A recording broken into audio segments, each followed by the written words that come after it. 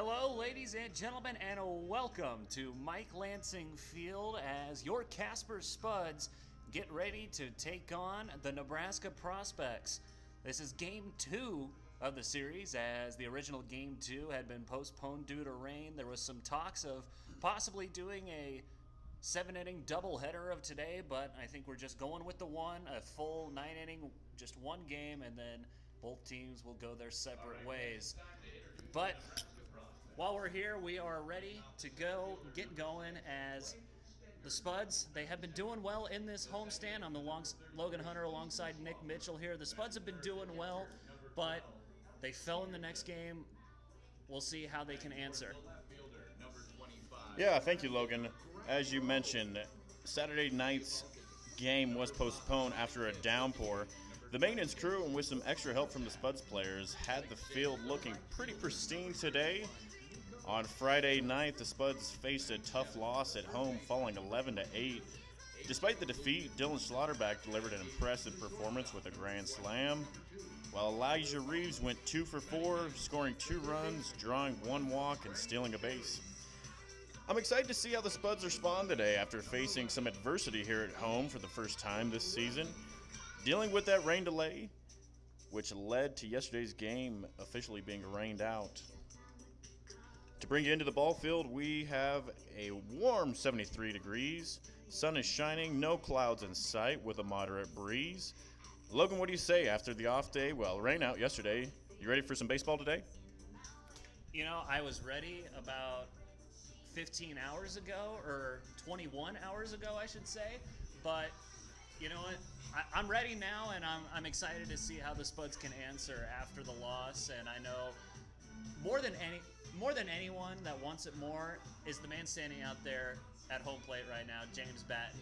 I saw him yesterday, and he just said, "I woke up and I'm more fired up than ever. I hate losing, and I just want to come out. I want to come out and get back at these guys." And you best believe that's exactly what they're gonna do in this ball game. Yeah, like Logan mentioned, dropping the first game at home, which brings their home record to 8-1. Still impressive. 7-1. They're looking to go 8-1 today. They should have a good shot with Justin Estrada on the mound. Justin Estrada, in his last 2 appearances, he is 2-0, 10 innings pitched, 3 hits, 1 earned run, 12 strikeouts. Good enough for a .7 ERA. Not even a full official 1 ERA at .7. So Justin Estrada getting the start today. He's been getting it done for the Spuds. Let's see if they can continue that streak as the managers exchange the lineup cards, heading back to their respective dugouts. And now it's time for your Let's see what we have in store today with your Casper Spuds versus the Nebraska Prospects. So while the Spuds are getting their lineup announced on the field, we'll go ahead and give you the starting lineup for the Nebraska Prospects. Leading things off out in center field will be Blake Stanger. Easton Swafford will be playing at second base, and he's in the second spot, and he is playing second. Elliot Peterson in that 3 spot, and he is doing the catching today. Ashton Graff Rowe will be in the cleanup spot over in left field.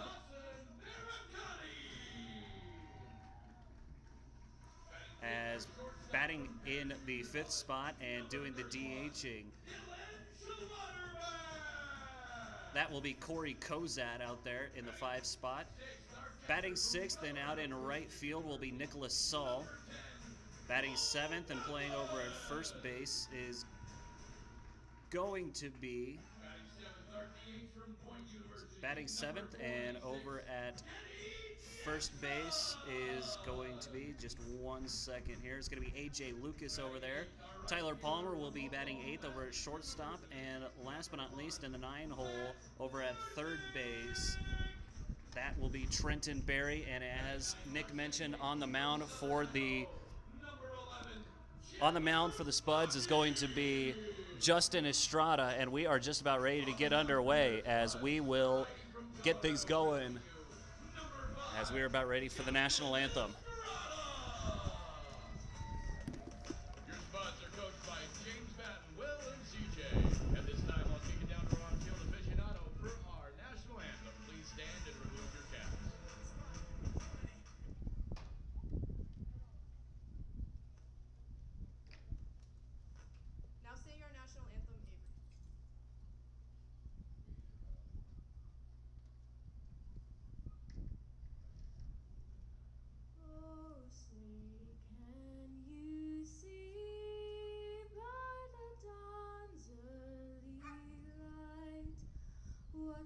proudly we hailed at the twilight's last gleaming, whose broad stripes and bright stars through the perilous fight for the ramparts we watch, whistle gallantly streaming, and the rocket's red glare, the bombs bursting in air, gave proof through the night that our flag was still there.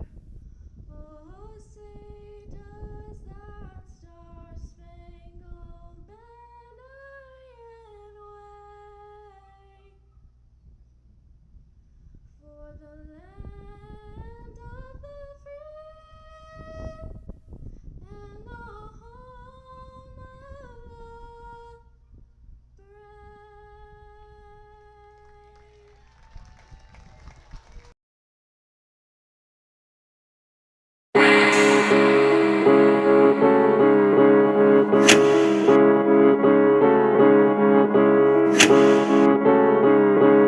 Oh, we got one here.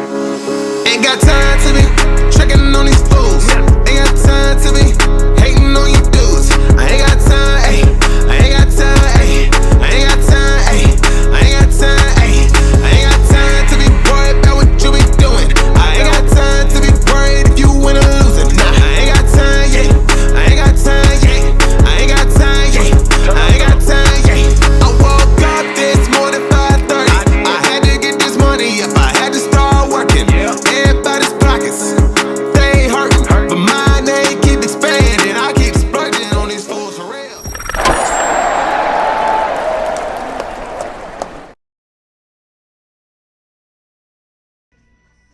There's your first look at the new video, the new hype video. Want to thank Leighton Mason for putting that together, as that is the video that we'll be rocking with for the rest of the season. So once again, big shout out to Leighton Mason for making that video for us, and we are just about ready to get underway for some Spuds baseball here today. Yeah, I had an opportunity to get a little sneak peek of that video that Leighton made. Great job, Leighton. We appreciate it. It's going to be kicking off every game, home game for the Spuds from here on the rest of this season, so we appreciate it. As the guys are getting warmed up.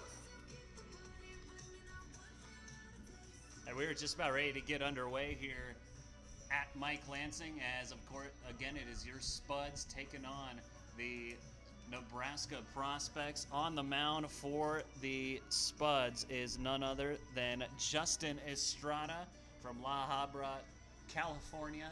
Attends Colorado Christian down around the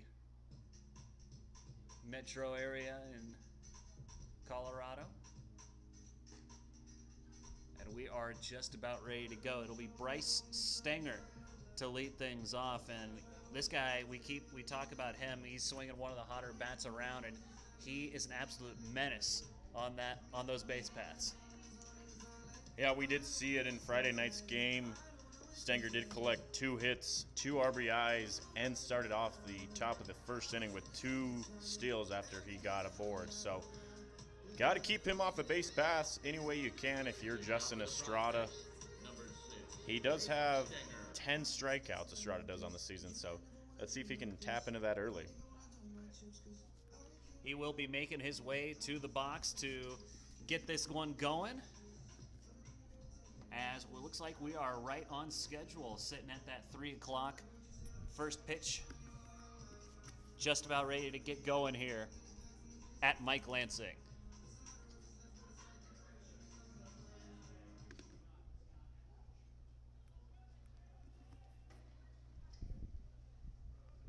First pitch on its way, a swing and a miss, and we are underway. 3:01, just a minute behind schedule, but we are ready to get going.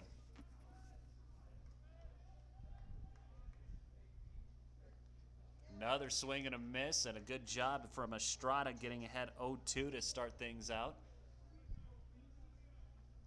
Between him and Jason Fink, I would say that is a solid 1-2 punch in the rotation. Now, of course, we've seen James Batten do some interesting things with the pitching rotation, a couple bullpen games here and there, but you know, if you can get those guys going back and forth or two out of 3 days, that's a deadly rotation.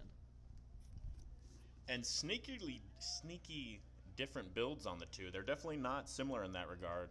Jason Fink, 6'6", 250. We had Justin Estrada up in the booth. Definitely not 6'6". I would say about 5'10". Probably about $180 at most. So definitely two different guys, two different builds. Still pitching well for the Spuds, though, however. Both are 2-0 on the season. Next pitch is fouled off, and the count will stay where it's at 1-2.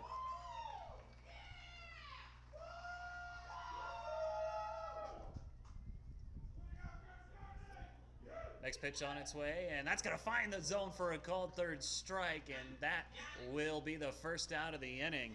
And with that defensive alignment, here's Nick. Starting in left field, as we always do, Chase Burke. Elijah Reeves is in center. Matt Marcinick drawing the start in right field today. Dawson Barricani shifts over to third base.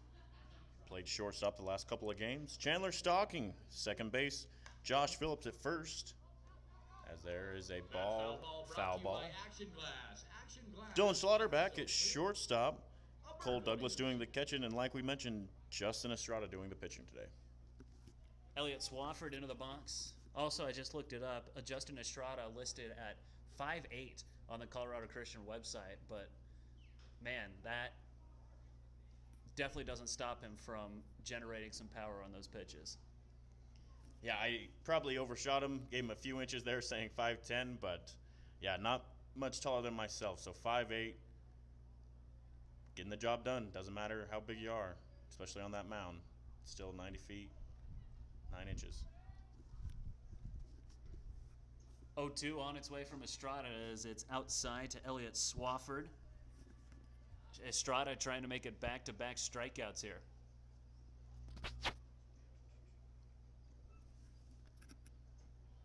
No balls, 2 strikes. Here it comes from Estrada.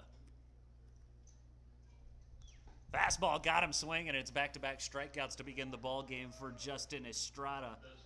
And there is 2 gone. As Elliot Peterson will be the next to hit for the Prospects. Something to keep in mind on both sides of the ball for the Spuds and the Prospects. Neither got batting practice today as they were still wrapping up the field, getting it ready for today's game. So both teams coming in pretty fresh off of last night's rain out. Haven't swung the bat in over 36 hours.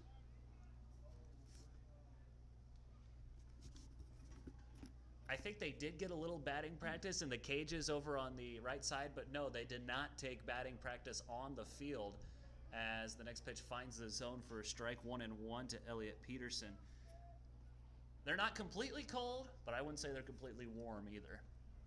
Yeah, definitely out of their routine. Something they're not used to. Comebacker right to Justin Estrada. He's doing it all himself to begin this ball game as it's 3 up, 3 down for the Prospects. First chance for the Spuds. We'll go to the bottom of the first. No score.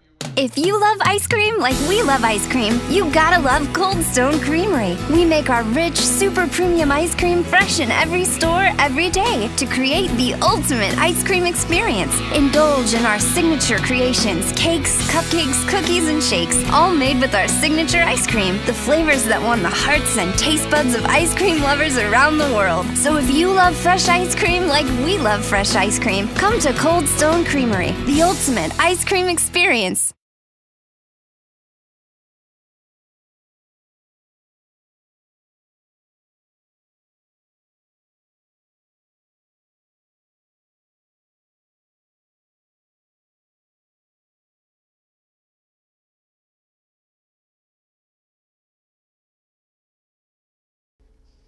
The Casper Spuds would like to thank Best Western for being our 2024 official hotel sponsor.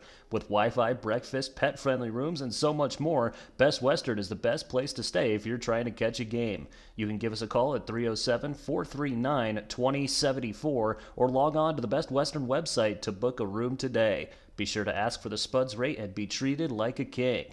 You can find us at 123 West East Street to find a room to stay. Best Western, proud sponsor of the Spuds.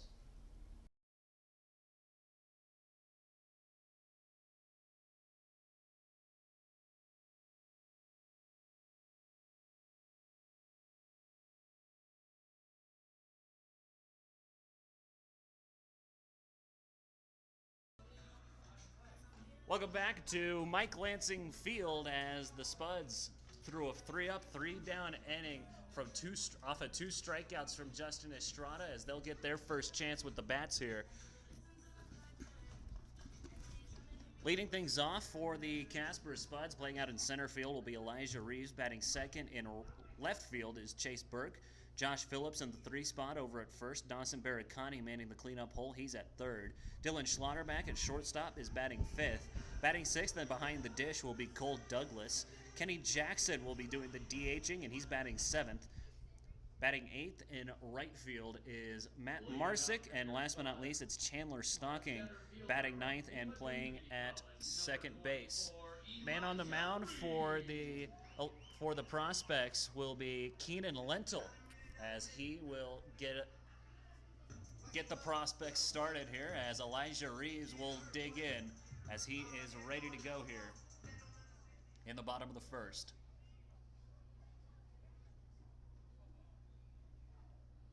Fastball right into the small of Reeves' back, and, well, Spuds got a leadoff guy. Yeah, that'll add to Elijah's on-base percentage. For Keenan Lentils, here's his stats. 0-1 on the season, 5 innings pitched, 8 hits given up, only 1 walk, 3 strikeouts. He did give up 5 earned runs on that. Good enough for a 7 ERA. Not a good start from him. We'll see if he can settle down, but for the Spuds case, we hope to not see that. Don't want to see the Spuds get hurt, hit by pitch, but as another one comes in high, almost clips Chase Burke as well. Burke had to duck out of danger as Elijah Reeves, came into today with a .532 on-base percentage, and it's just going to keep climbing. 1-0 to Burke is too high, and it's 2 balls and no strikes to him now.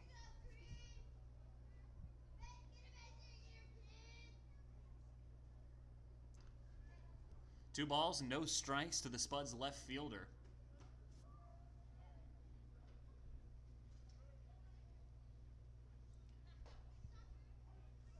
Next pitch catches the zone. 2-1.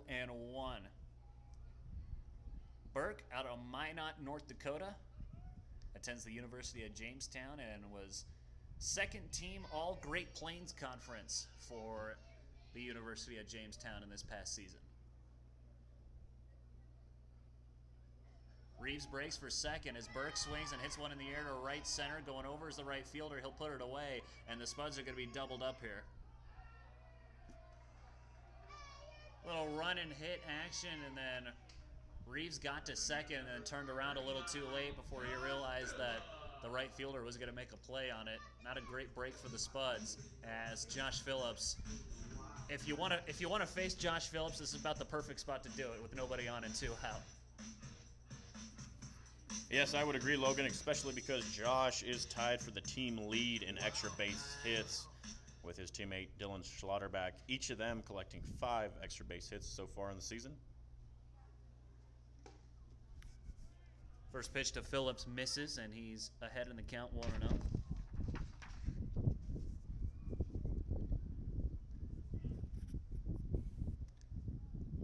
One ball, no strikes. Next pitch misses away.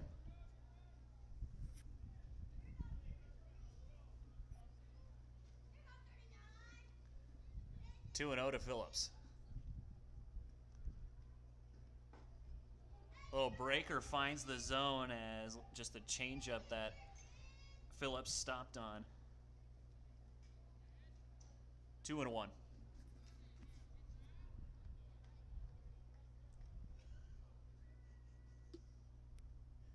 2-1 to Phillips, just in front of it. And it's 2-2.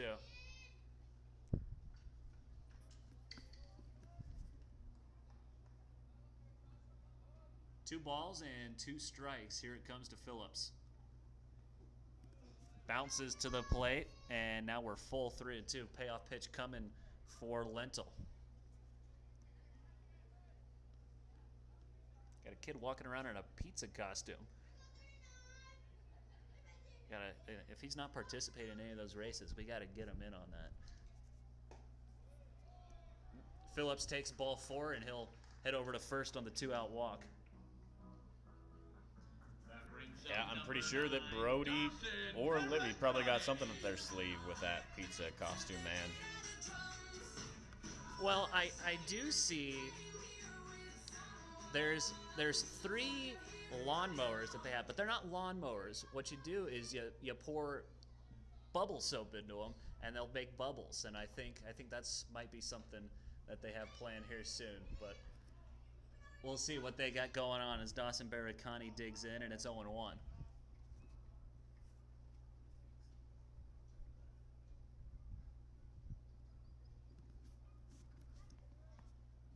No balls, 1 strike. Here it comes to Barricani as he swings and hits one in the air to left. Coming over is the left fielder. He'll put it away, and that'll end the inning. Spuds leave 1 after a double play. We'll go to the top half of inning number 2. No score. Each day the sun will rise and fall. We face challenges, the oil field evolves, and Vault finds solutions. Privately owned with a singular focus on wellhead products and services, Vault Pressure Control was built from the ground up to face the industry challenges head on. With safety at our core, Vault's equipment and services are engineered to provide versatile solutions to fit your operational needs. Experience the evolution of wellhead. Hiring is a lonely business. Posting jobs everywhere, sifting through resumes, being ghosted. What if you could link with dozens of qualified candidates who are ready to work right now with just one connection? That's Express Employment Professionals. One call. Great candidates. Problem solved. One connection. The workforce you need. Express Employment Professionals.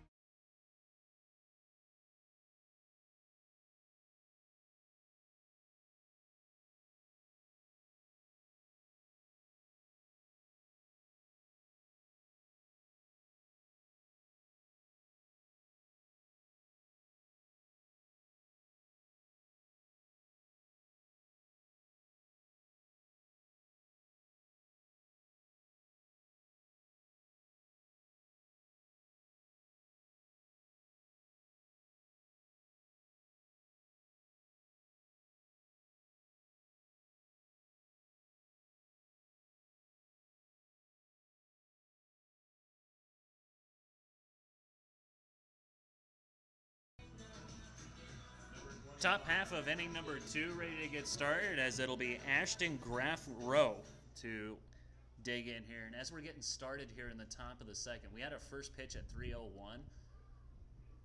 I don't want to jinx anything, but we've had an average of 7 minutes in the first two halves of an inning.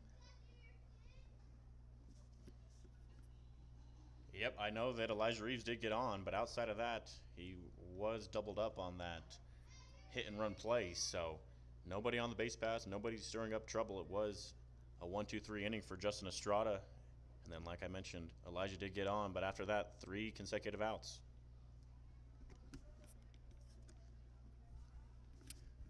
Two and 0 to Graff Rowe. As the fastball, good challenge pitch as he pops it right up the chute. Coming over is Josh Phillips, and he'll put it away for out number 1.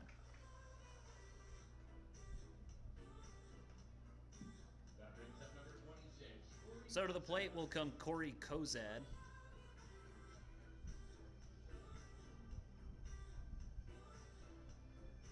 Kozad coming in today, he's hitting .316 with a .458 on base. No home runs and 6 driven in. Nice off-speed pitch, nice little breaker. Started with a curveball. Finds the zone, and it's 0-1.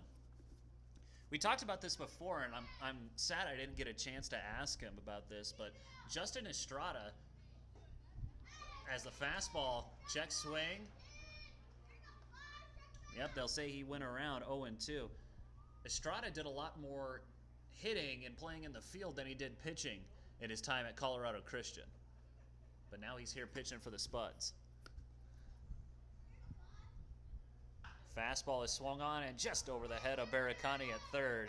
And that's the first hit of the game for the Prospects.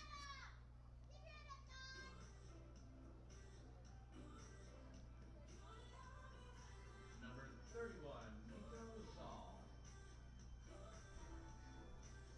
Nicholas Saul will dig in now with a man on first and one gone.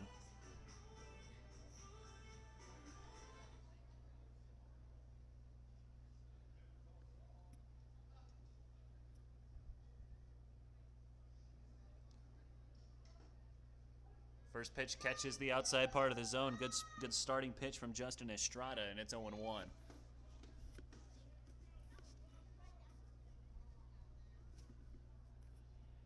No balls, one strike. Next pitch is a fastball out in front of it as on the ground to Barricani. 5-4-3. Around the horn they go to the bottom of the second. It's an inning-ending double play for the Spuds. And before we go, we'd like to let you know that from the bowling alleys to the arcade, or if you just like good food, there's something for everyone here at Boomtown Blast, located at 4370 South Poplar Street. We have 16 modern bowling lanes with projection TVs and electronic scoring that's so simple to use, even your kids can get the group set up. In the evenings, we turn the lights down low and turn the music up for rockin' indoor fun. Grab your friends or coworkers and join a theme bowling league for club or a little competition during the week.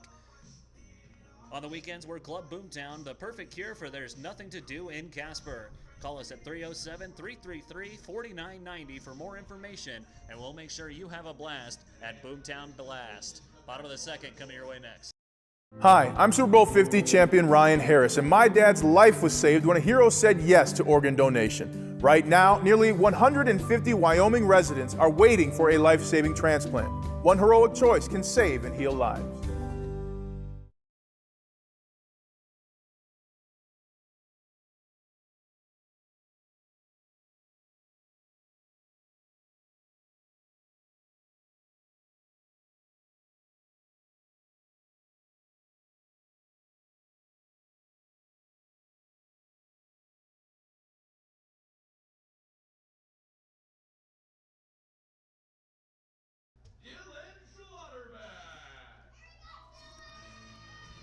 So ready to lead things off for the Spuds is going to be Dylan Schlotterback, as it'll be the 5, 6, and 7 guys due up for Casper.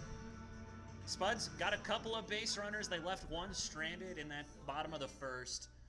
So far, both pitchers just kind of matching each other stride for stride. We'll see what Lentil has in store here for the bottom of the second, as Schlotterback taking all the way. That was a good pitch to hit, but just first time seeing the guy, just got to launch that one through as he takes a look at the first pitch.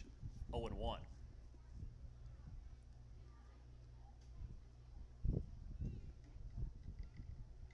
Next pitch too low, and it's a ball and a strike.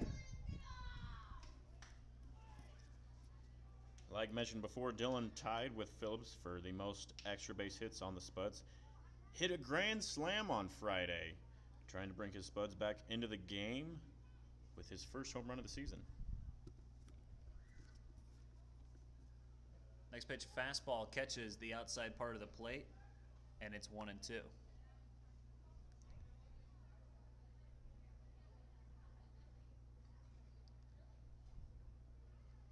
One ball and 2 strikes for Dylan Schlotterback. Attends Paris Junior College, and was a monster for them out there as he swings and hits one in the air towards left center. That might find a hole, but the shortstop will make his way all the way into the outfield grass and put it away for out number 1. So P6 on the scorecard brings up Cole Douglas. Douglas, one of the hotter hitters for the Spuds, as being a catcher, he gets limited at-bats, but man, he uses them well. First pitch to him, fastball taken, and it's 0-1.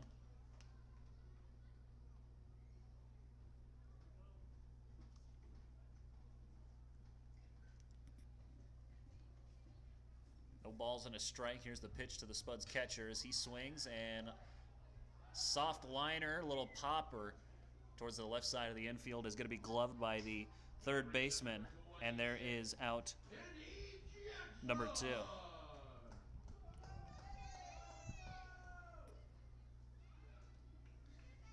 So Kenny Jackson will come to the plate now.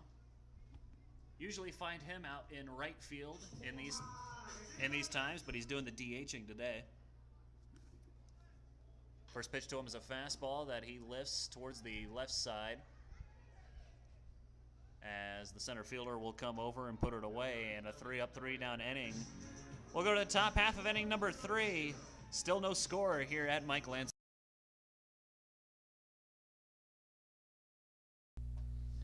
Since 1973, Moser has been at the forefront of advances in distributed energy solutions.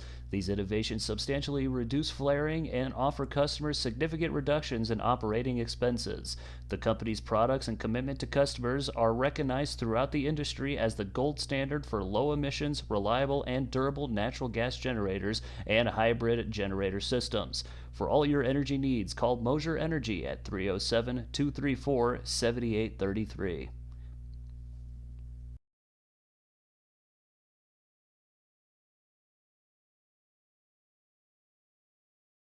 Welcome to Premier Bone and Joint Centers, Wyoming's premier orthopedic physicians. At Premier, we understand the need for genuine care and concern in orthopedic care. Our team of specialized physicians and therapists are dedicated to helping you meet your individual goals by providing the best orthopedic care in the region.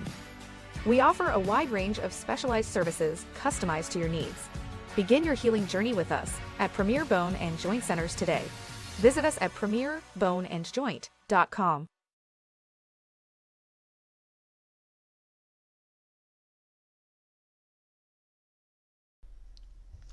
From our beginning in 1986, IPS focused on reducing the overall cost for our customers start to finish. With many choices at the component and product level, our company has concentrated on the integration of resources and processes between supplier and user.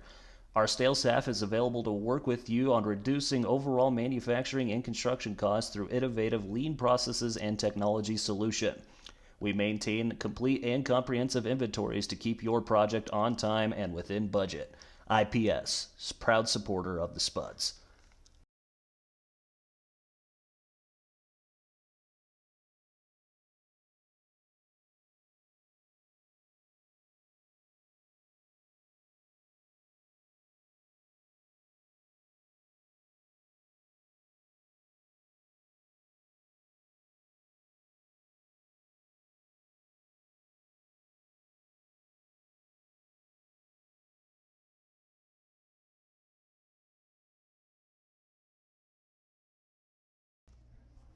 Top half of the third ready to get started as the first pitch from Estrada will miss as it's A.J. Lucas to get us going. Bottom third of the order due up for the Prospects as they did get a single in the second, but that was quickly nullified after a around-the-horn double play, 5-6-3 by the Spuds, as the count will move to 1-1 now. You know, it's always good when you have a pitcher from a college and you can also get the catcher from the same college, as both Justin Estrada and Cole Douglas attend Colorado Christian University, so they're very well versed. They already know each other, so it's great when you can get that on your team. Yeah, definitely no coincidence by James Batten in his lineup today. He knew that Douglas was about his turn to catch, about Estrada's turn to pitch, so perfect combination. And Batten usually likes to run a 4-man rotation here in this league, and there's four catchers on the Spuds: Parker Burt, Elijah Lyons, Stone Vasic, and Cole Douglas. So it just falls right in line as it's a chopper, high side. Now a high chopper, high bounce, and the throw from the catcher Cole Douglas is going to be in time for the out. That got up there, and that stayed up there a while. If he was a little bit faster, he might have been safe. Yeah, a little miscommunication. Not really sure if it was going to be Estrada or Douglas on the play. Great job by Douglas to take charge. Fired over to first. Got him by half a step, so great play by Cole.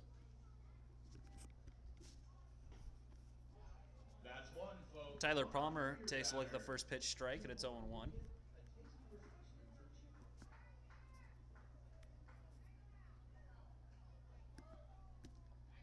A 1 to Estrada is swung on, hit down the left field line, coming over is Burke, and he'll make the play for out number 2.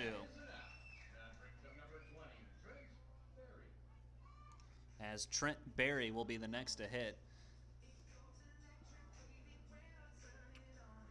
And if Estrada can get him here, he'll have faced the minimum through 3. This being his 28th pitch, also being very effective. First pitch way off the plate away. Spuds fans, today being Sunday is Bark in the Park night. Every home game Sunday, feel free to bring in your 4-legged friend on a leash. Make sure they are well behaved, and we'll see your fuzzy friend in the stadium.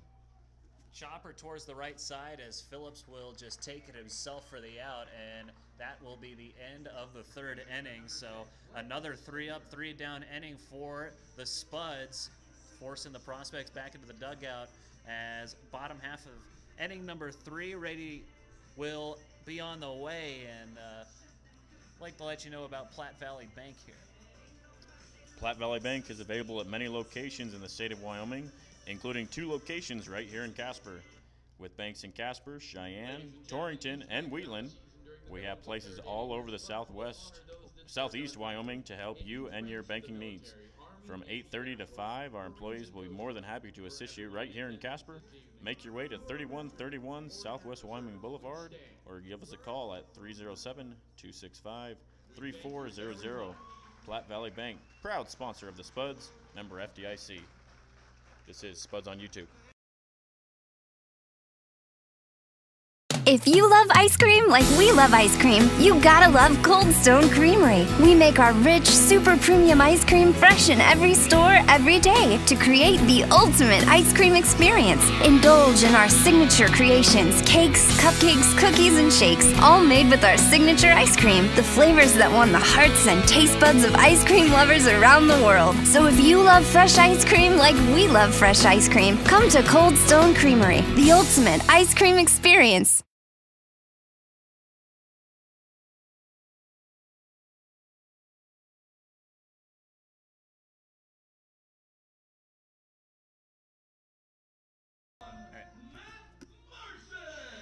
Eight, 9, and 1 guys due up here for the Casper Spuds, as it'll be Matt Marsick to lead things off.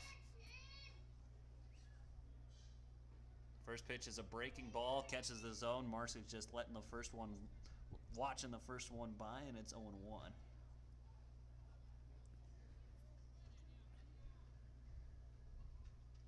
A 1 to Marsick is tapped foul. And I think that caught a piece of the man behind the plate as he jumps up and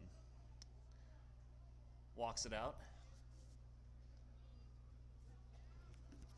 Marsick drawing the start in right field today was absent from Friday's lineup. It is a good problem for the Spuds to have for James Batten. He's got 4 capable outfielders that he rotates in today with Kenny Jackson at DH. So finding a spot for Marsick in the lineup today. And also you can't forget to mention Pedro Martinez. You sometimes see him out there, and like you mentioned, there's just there's so much depth on this roster. You can't go wrong with any combination out there in that outfield or in the infield. Anywhere on the field, you can't go wrong with this Spuds lineup. As the fastball to Marsick is hit foul, just a protection swing from Marsick, and it's a ball and 2 strikes.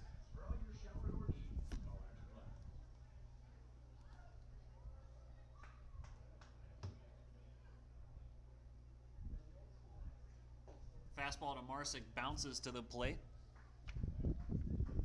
as he works things to 2-2.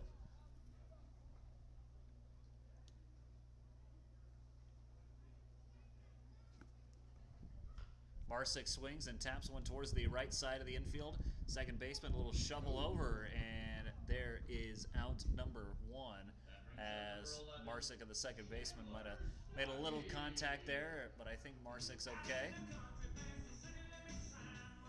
As it'll be Chandler Stocking next to hit.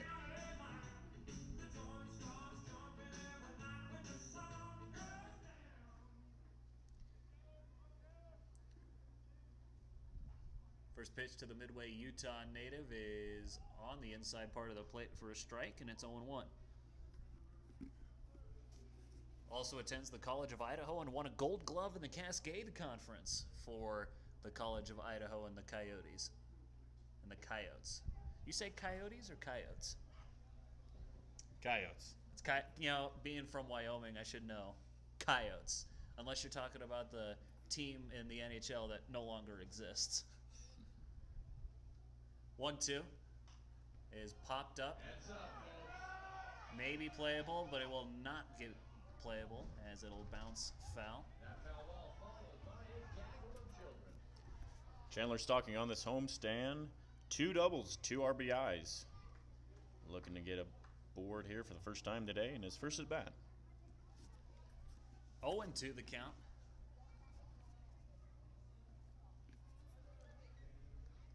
Fastball up the third base line and looked fair from up here, but it's probably better that it was for him that it was foul.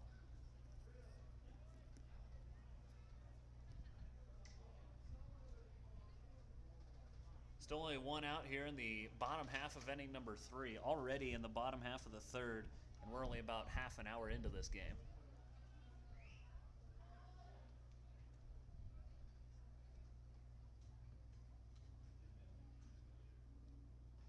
Next pitch, chopped foul, as I think it caught a piece of the home plate umpire that time. Man, everyone's just getting it behind the plate.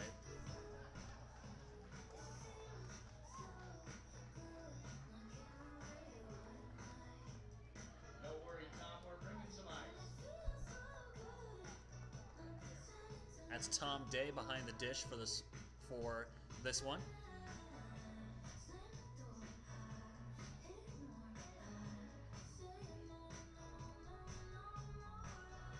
As he'll take a second to get looked at. Man, both pitchers have just been absolutely dealing right now. And as you know, take a look here. 1 hit by pitch by Lentil, but 31 pitches through 3 innings. Well, through 2 1/3 right now, as compared to Estrada, who has thrown 29 through 3. I mean, they're right there with each other. It's just, I think this is just going to be a whole who blinks first situation.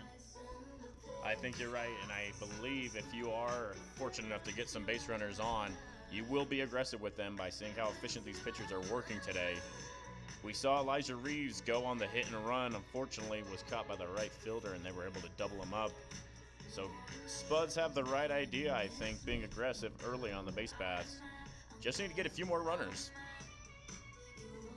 And I like that you mentioned that. Like we said, these guys are dealing, so you have to think that base runners are probably going to be at a premium, at least so far. So when you get them, got to be aggressive, and we both know that the Spuds are no strangers to being aggressive on those base paths.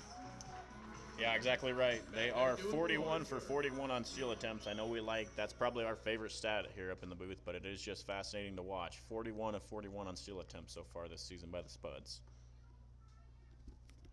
And the prospects are right around there as well. I don't know right off the top of my head. They're not perfect like the Spuds are, but they're sitting around that 30, like low 30s mark on those stolen bases, as the next pitch to Chandler Stocking misses for a ball, so the count moves to 1-2. 29 for 33, so not quite at that 30% mark are the prospects on stolen bases, as Stocking pops one up towards the left side, into foul territory, and it'll be put away by the third baseman. Your hometown boy, Elijah Reeves. Elijah Reeves next to hit here for the Spuds. He got hit with the first pitch of the first inning, as he'll try to get something going here with 2 gone in the bottom of the third. Reeves leading his team in hits. He does have 15 hits, 13 singles, 1 double, and a home run to score. First pitch to him finds the zone, and it's 0-1.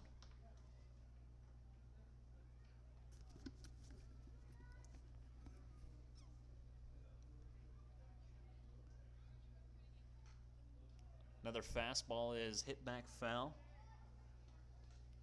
Reeves on it, now just got to put good wood on it.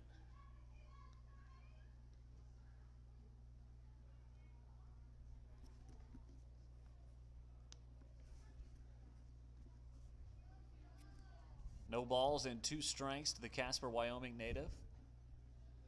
As he gets hit with a fastball right on the hip. I could hear that from up here, and Reeves is down. That did not sound good.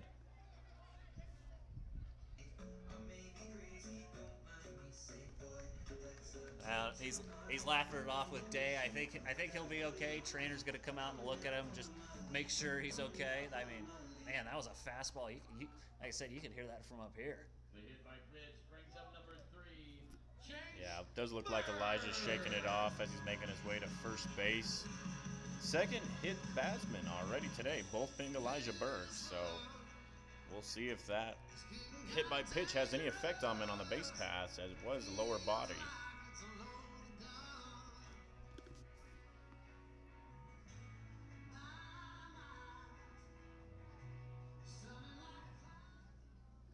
Next to bat for the Spuds is going to be Chase Burke.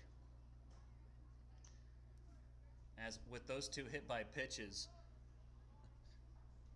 Reeves now moves up to 6. Chase Burke also has been hit 6 times this season.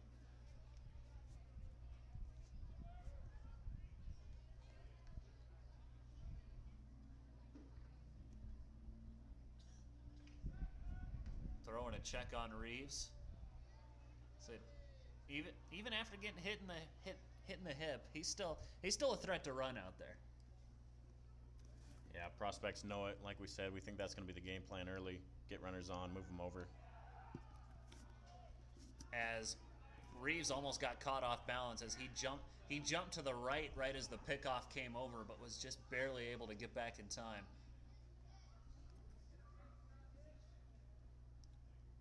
Burke's still waiting for his first pitch here. He's going to get it. Fastball hit on the ground towards short. Flip to the second baseman covering, and that will be out number 3. So 6-4 on the putout for Burke, and there is out number 3. Already through the early innings, top of the 4th, on your way next. No score. The Casper Spuds would like to thank Best Western for being our 2024 official hotel sponsor. With Wi-Fi, breakfast, pet-friendly rooms, and so much more, Best Western is the best place to stay if you're trying to catch a game. You can give us a call at 307-439-2074 or log on to the Best Western website to book a room today. Be sure to ask for the Spuds rate and be treated like a king. You can find us at 123 West East Street to find a room to stay. Best Western, proud sponsor of the Spuds.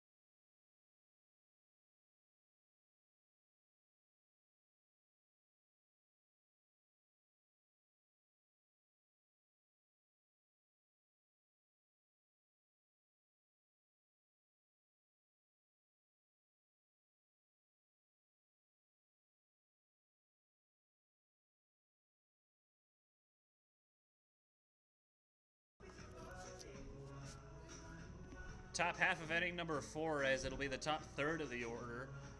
1, 2, 3 guys due up. Blake Stanger will get us going. He struck out looking to begin the ball game. Was the first of the 2 strikeouts that Estrada owns at the current moment. Let's see if he can get another one here. As if you're going to get anyone, we keep talking about it, let it be this guy. As Blake Stanger, will dig in here. First pitch fastball catches the outside part of the zone, and it's 0-1. Estrada being aggressive early in counts to Stanger. Those are back-to-back first pitch strikes. Stanger looked a square. I think it found the zone anyway, so whether or not he pulled back doesn't matter, and it's 0-2 to him.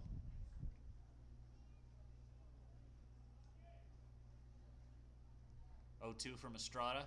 Challenge him with a fastball. Got him looking for a called third strike. Stanger doesn't agree with it. Tom Day says that doesn't matter, as that's 2 straight looking strikeouts. Not easy to do, as Stanger is batting .533 on the season, with only 3 strikeouts in the entire season. He's got 2 here today by Estrada. Easton Swafford next to hit for the Prospects. Ball and no strikes as the first pitch misses. Nice breaking pitch, and it caught the zone. Estrada just out there dealing right now.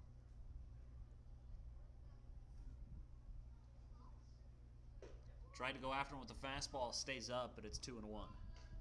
He's using that fastball effectively, and that curveball's got great movement. I mean, and that fastball is zipping in there. It's hard. It's extremely hard to hit when you got a curveball that keeps bottoming out on you, as this is weakly hit into center, as that's going to find a hole in between the infield and the outfield. And there is that's only the second hit for the Prospects. Number 12, Elliot Estrada being aggressive, throwing 25 of his 36 pitches for strikes. That is good enough for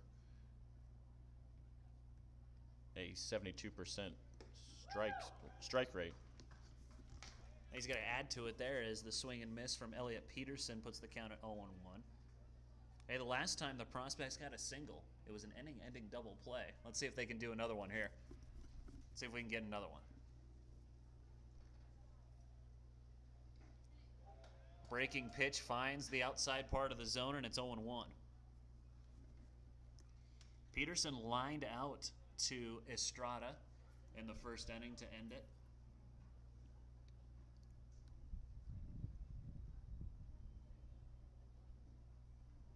Next pitch is a fastball, and that's going to find the outfield grass. Just get down for a hit, as the lead runner will go first to third, and the Prospects will have runners on the corners with 1 gone.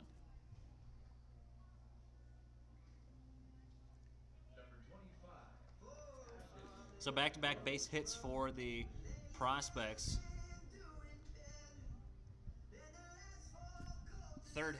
Just the third hit of the game so far for Nebraska. But now, this is about the first time Estrada's gotten into a bit of trouble here. Let's see how he can work out of it. First pitch fastball, just challenged him with it towards the right side, and that will get down, out of play, foul ball. That's Ashton Graff Rowe up to hit. He popped out to Phillips over at first base in his last AB.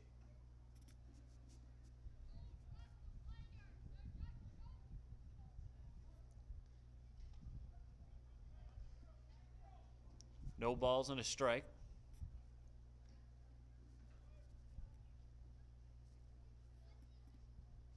Still only 1 gone in the inning. Runner breaks for second. It's outside. Throw down will be in time. What a throw from Cole Douglas. And there's 2 gone here in the inning. That is now Cole Douglas' 6th caught stealing on the season. So great job by Cole. Fans are the Papa John Pizza mascot is walking around. Feel free to say hello. So that's what it is. Of course, one of our proud sponsors, Papa John's, helping out sometimes, giving the teams post-game meals. As the next pitch is hit foul, it's coming back right here, as it'll land a couple of rows in front of us. I'm glad you had eyes on that one, because I lost that. I didn't know it was coming in quite as hot as it was. So, good job there, Logan. Got to keep your head on a swivel up here. 1 ball, 2 strikes. Estrada trying to end the inning now. can't, and the ball gets away from Douglas. Runner will jog home, and there's the first run of the ball game for either side. And it's now 1-0 Prospects.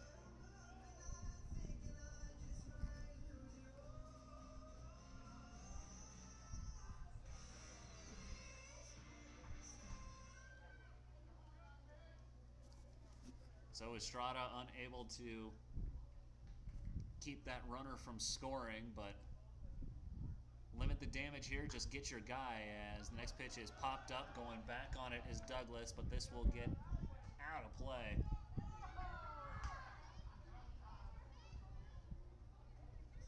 And there's still 2 strikes.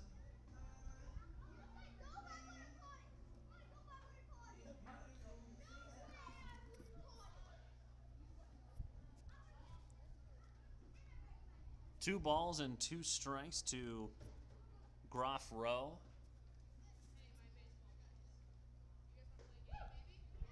Next pitch is too high, and we're full now. Should he get on base? Kozad next to hit for the Prospects.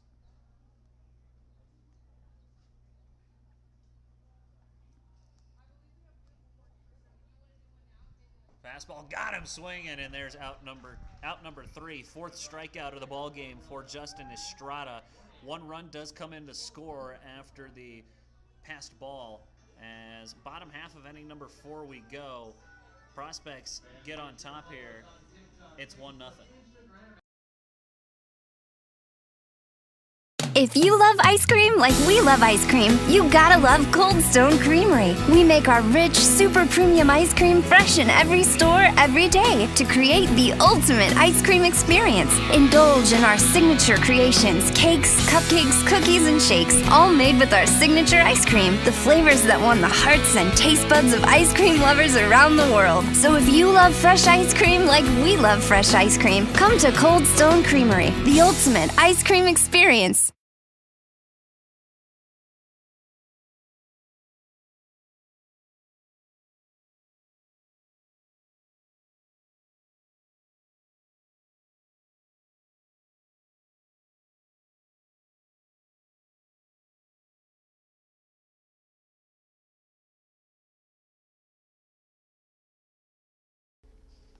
The Casper Spuds would like to thank Best Western for being our 2024 official hotel sponsor.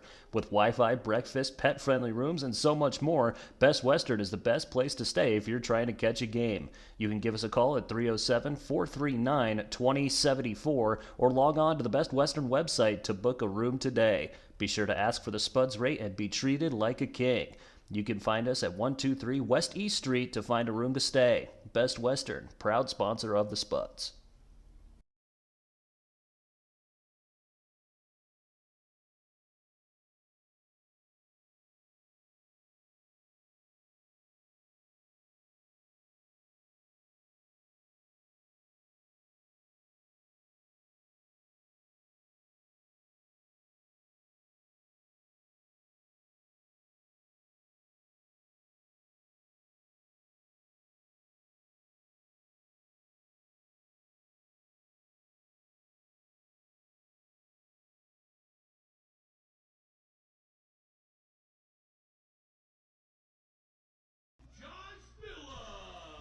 Three, four, five guys due up here as we begin the bottom half of inning number 4, as it'll be Josh Phillips to get us started here.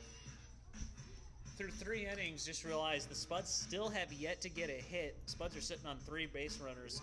Phillips was one of those as he drew a walk in the first inning. So trying to get something going here. First pitch to him, stays in the zone, 0-1.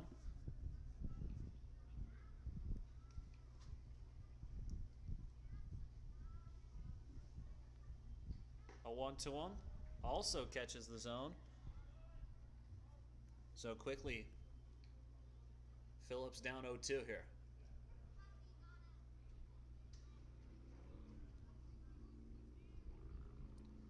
0-2, stays outside, so Phillips not chasing, stays back on that one. Lentil still way ahead here, excuse me, we have a new man on the mound for the Nebraska prospects. As Phillips will go down looking. Dawson Barakani.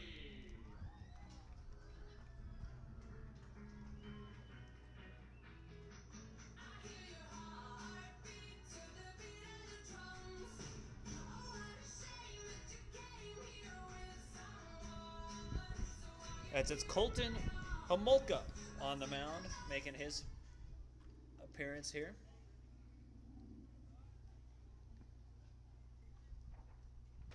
First pitch to Dawson Barakani stays inside.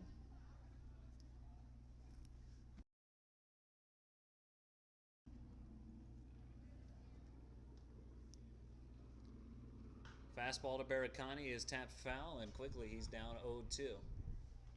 1-2, excuse me. Some stats on Colton Homolka. Does look like he has a start on the year. Pitched 5 1/3 innings.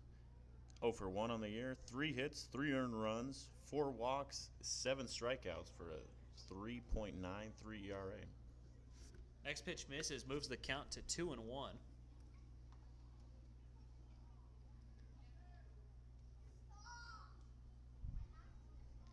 It's Barakani ahead here. He flew out in the first inning to end it. Next pitch to him is ripped foul. Count moves even at 2 balls and 2 strikes.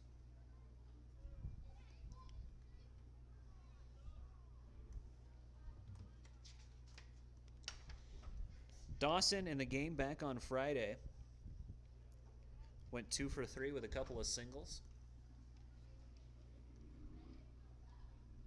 Next pitch to him is swung on and hit just over the head of the second baseman, and there's the first hit of the ball game for the Spuds. Base hit brought to you by No Cost TV. No Cost TV. It's no cost after the initial cost.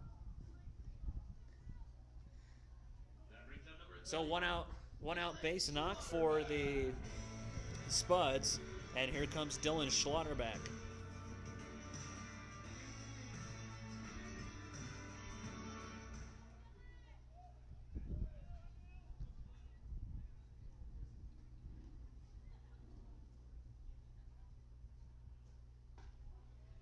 First pitch is a breaking ball, catches the zone. We'd like to thank Platte River Bible Church for coming to today's game. Thank you, Platte River Bible Church. Schlotterback digging in here, popped out to the shortstop in his last AB. Next pitch is too low. Schlotterback with just 1 hit in the game on Friday, but that being the home run that he hit to try to bring the Spuds back. Unfortunately, that comeback fell just short after the Spuds lost 11-8.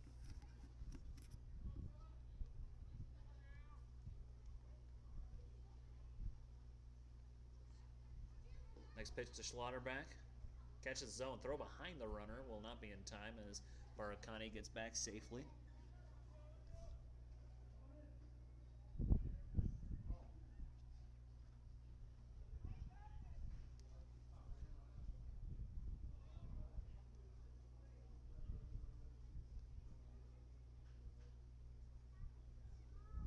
Next pitch on its way. Bounces to the plate. Counts at 2-2.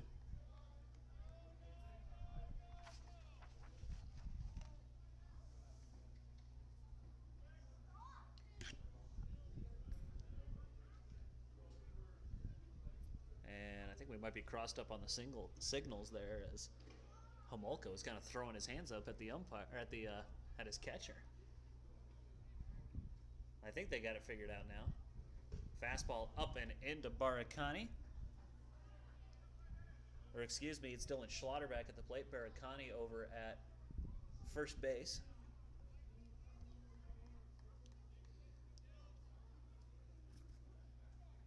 Payoff pitch here. 1 man on, 1 out here in the inning. As Schlotterback pops one foul, and we'll do it again 3-2. Foul ball brought to you by Action Glass. Glass so clear, birds won't even see it.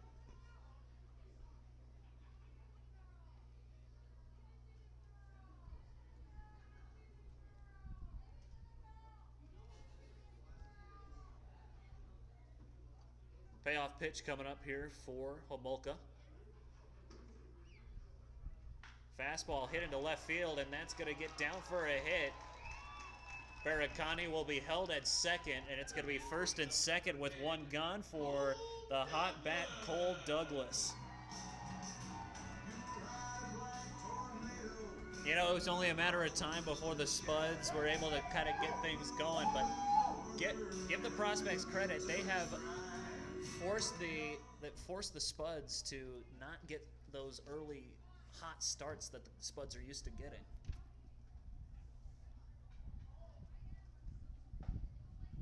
First pitch to Douglas taken for a strike, and it's 0-1.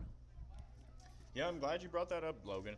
Last 3 games of this homestand, the Spuds have scored a run in the first inning, and obviously hindsight is 20/20, but taking Lentil out of the game with 3 innings pitched, 0 hits, only 1 walk, as Homolka has came in, has gotten 1 out, but 2 hits for the Spuds, so questionable decision by the Nebraska prospects. Ball on a strike as Douglas pops one foul, and he's behind now 1-2.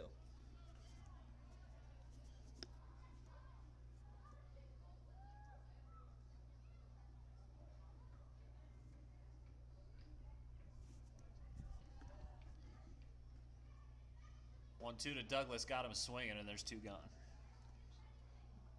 That brings up number 26, Kenny Jackson. So 2 strikeouts for Homolka, as it'll be 2 on, 2 gone for Kenny Jackson.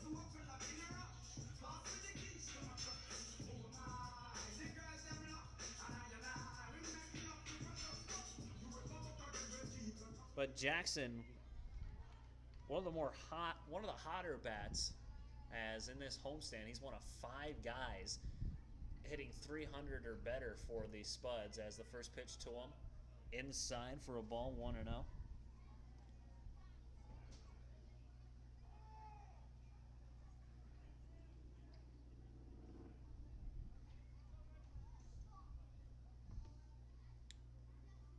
One ball, no strikes to Jackson.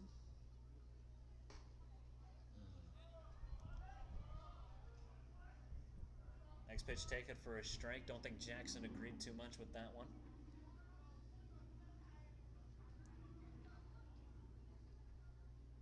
As Jackson's also tied for third. He's got 3 RBIs in this homestand.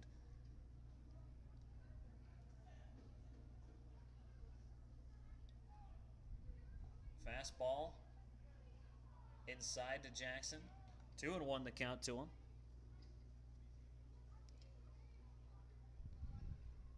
One of 3 guys with 3 RBIs in these 4 games that have been played here at Mike Lansing.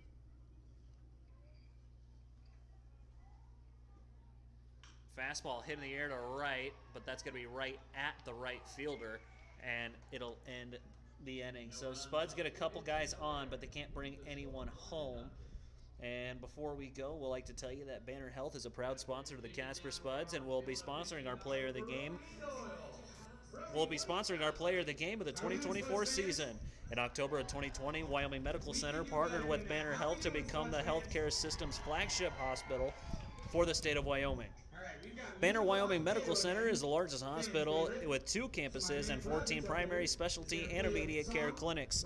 As a regional trauma and referral center, Banner Wyoming Medical Center serves 11 Wyoming counties with more than 250,000 people by providing comprehensive heart, stroke, and trauma care. Banner Health, proud sponsor of the Spuds. Each day the sun will rise and fall. We face challenges, the oil field evolves, and Vault finds solutions. Privately owned with a singular focus on wellhead products and services, Vault Pressure Control was built from the ground up to face the industry challenges head on. With safety at our core, Vault's equipment and services are engineered to provide versatile solutions to fit your operational needs. Experience the evolution of wellhead.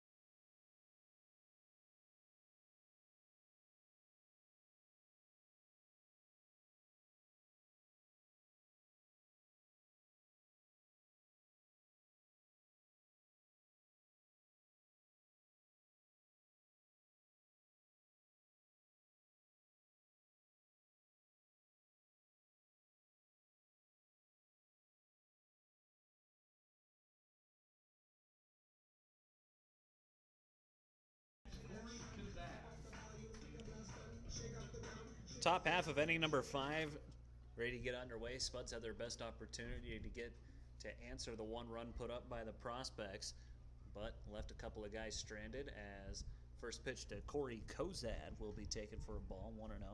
Kozad 1 for 1 on the day, singled in his first at bat in the second inning.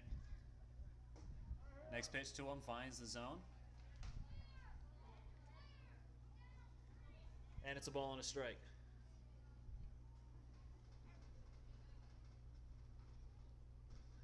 One and one the count. Here it comes from Estrada. Off the plate away. Estrada is always also, it's worth mentioning that he has been a pretty solid and reliable arm. I mean, both of his starts, he's given you a solid 5 innings. And next pitch is hit on the ground, a short throw over from Schlotterback is in time, and there's one gone. But Estrada can always give you a solid 5 innings of work, and today has been no exception. I think he's able to do that because he does work fast, as Estrada has thrown. This will be his 50th pitch, as we are in the top of the 5th. He's thrown 4 1/3 innings, with only, like I said, 50 pitches thrown. So his ability to work fast is what is making him so available to go those 5 innings. Nicholas Saul digs in and takes a look at a first pitch strike. Grounded into a double play in his last AB.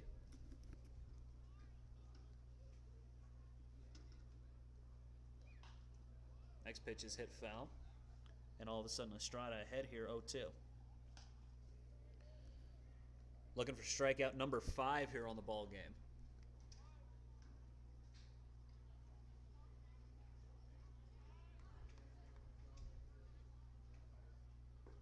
Not going to get it that time, as can't get Saul to chase. It's a ball and 2 strikes.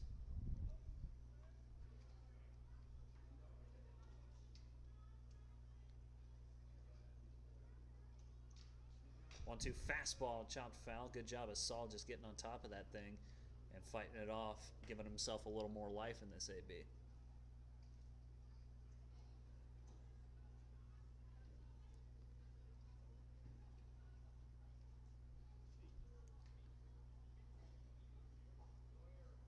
One-two from Estrada off the plate away. Can't get him to chase the fastball, and it's 2-2.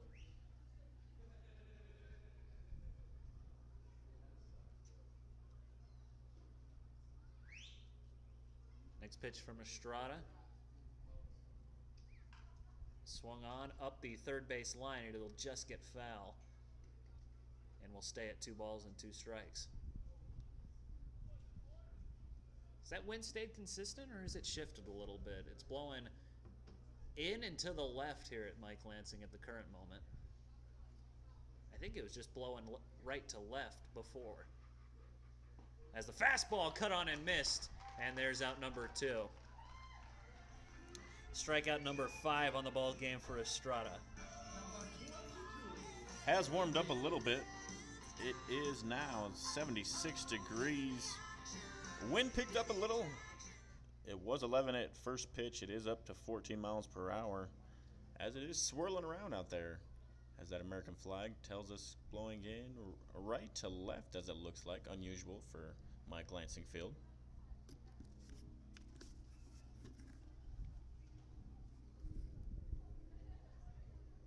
Lucas next to hit here for the prospects, as the first pitch is called for a strike at the knees, and it's 0-2.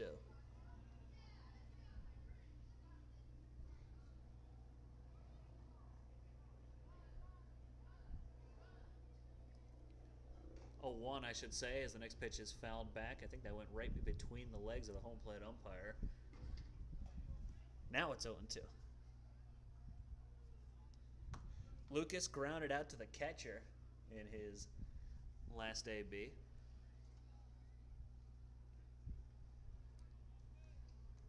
Here's the 0-2 from Estrada. Swung on and popped back foul.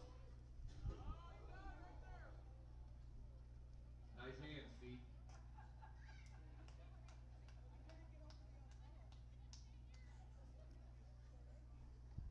No balls, 2 strikes here to Lucas.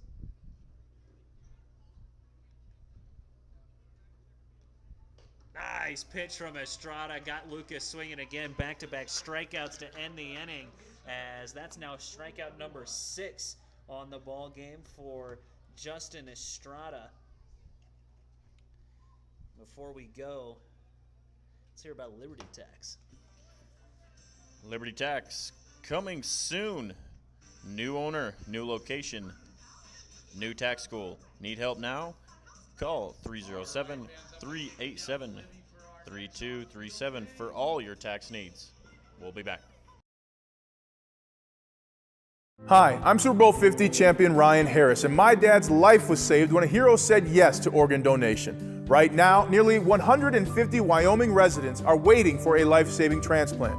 One heroic choice can save and heal lives.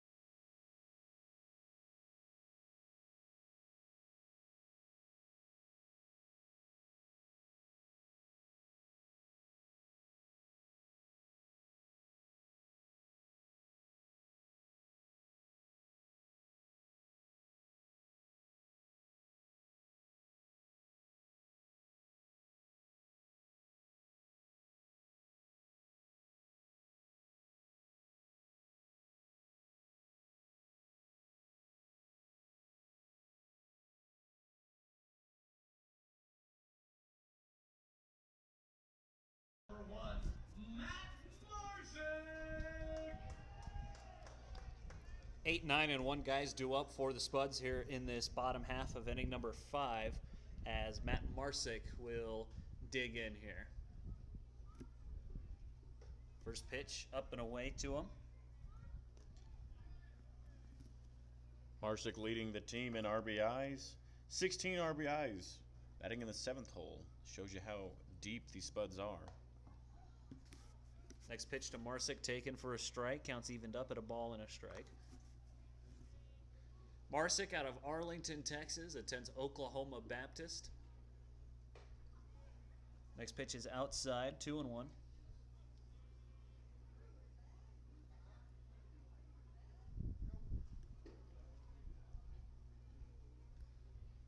2-1. Here's the pitch to Marsick. Looked outside, is outside, and it's 3-1 now to the left-handed hitting right fielder.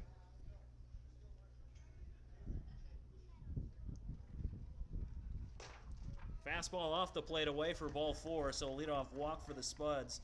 That's been something they haven't really been doing a whole lot of, is getting that leadoff guy on, and it'll be interesting to see what they could do with this leadoff guy on.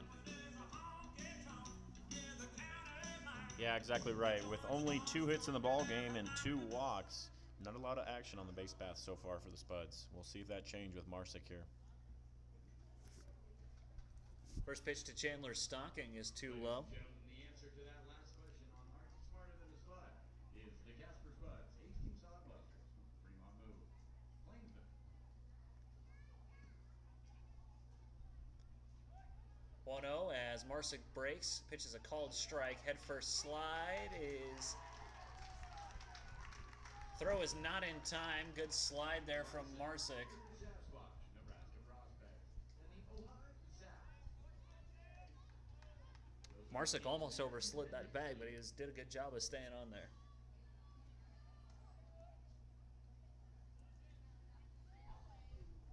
Ball and a strike to Stocking. as he gets hit with a fastball up and in right in the back.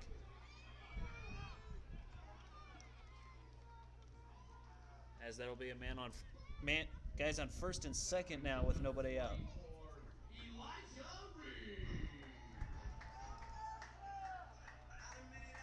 Here comes Elijah Reeves. Speaking of hit by pitches, he's got no official at-bats as he's been hit with a pitch both times.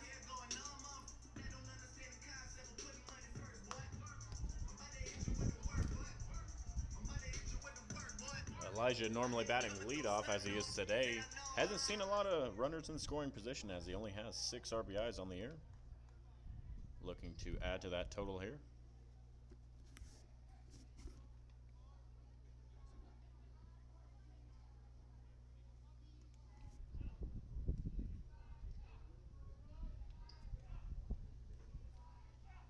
First pitch to him is going to be a bunt attempt as he gets it down. A little slip from the pitcher. Throw over, not in time as Elijah Reeves is too fast. Bunt single for the speedy Casper kid. And now the bases are loaded here for Chase Burke.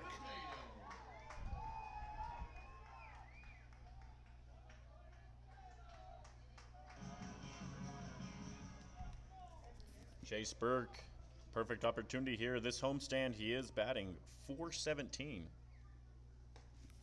As the first pitch to him is taken for a strike. 0 for 2 so far. Great opportunity to change this here. Bases loaded, nobody out. Next pitch stays outside. 1-1 now to him.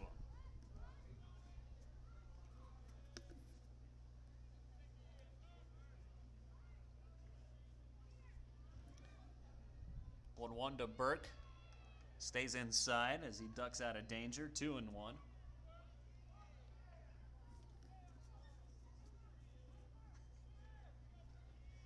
Two balls and a strike now to Burke.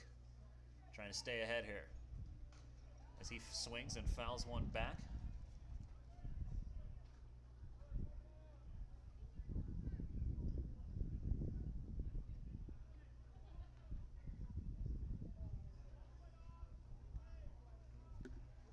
So counts moves even 2-2 as Burke swings and hits one into right. Coming on's the right fielder. He'll put it away. Runner tags for the plate, and it's going to be offline. Also, the other two runners will advance a base, so there's another RBI for Chase Burke on the homestand as he'll fly out to right, and the sacrifice fly brings a run home. As Chase Burke joins the double-digit RBI club, moving his RBI total up to 10 for the season.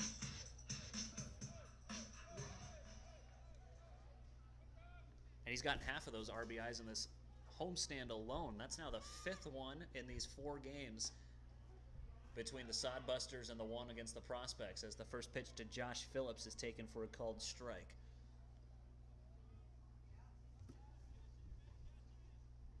So tie ball game after the sacrifice fly from Burke, and you couldn't have a better guy in a good spot here. It may go unnoticed, but like Logan mentioned, all runners advanced on that throw. Elijah Burke's moving over to second. 2 runners in scoring position. Phillips taps one foul. He's behind in the count now, 1-2.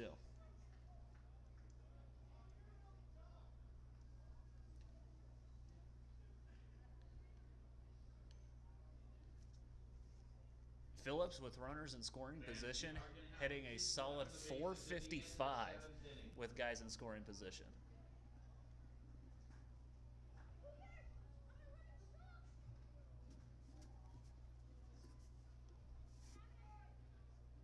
Pitch to Douglas, stays outside.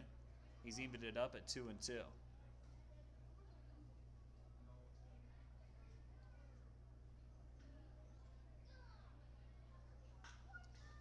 Phillips swings, knocks one foul. Count stays where it's at.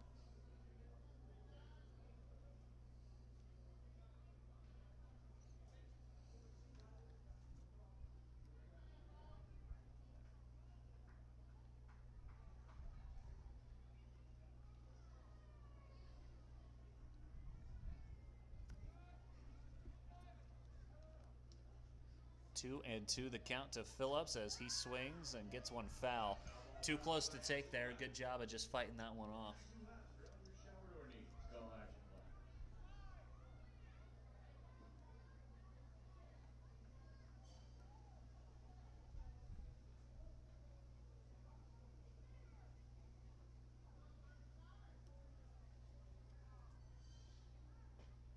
Next pitch got Phillips looking on the inside corner, and there is out number 2. Dawson Barricani.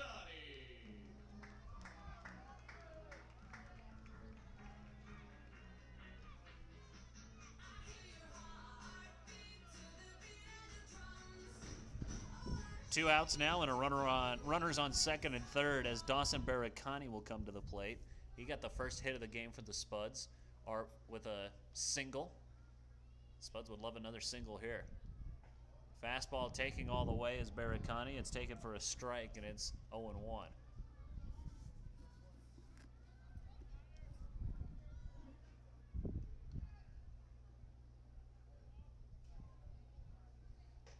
Fastball off the plate away. 1-1 now to Barricani.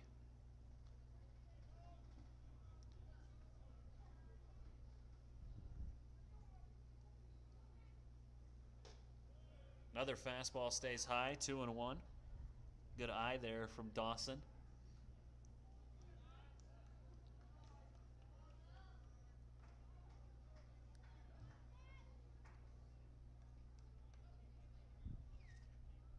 Next pitch on its way, too low.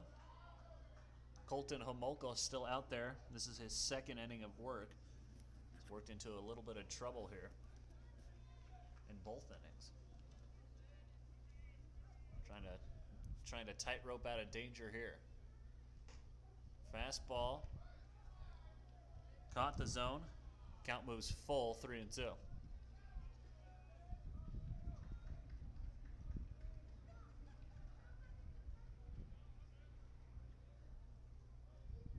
Full count opportunity. Looked outside, called for a third strike. Barricani not a fan of that, and it'll end the inning. So back-to-back strikeouts for Homolka. We'll go ahead and end the inning as Spuds get a run. They tie things back up. We'll go to the top of the 6th. We're tied at 1 apiece.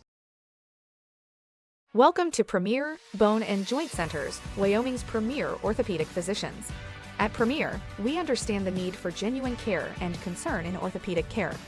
Our team of specialized physicians and therapists are dedicated to helping you meet your individual goals by providing the best orthopedic care in the region. We offer a wide range of specialized services customized to your needs. Begin your healing journey with us at Premier Bone and Joint Centers today. Visit us at premierboneandjoint.com.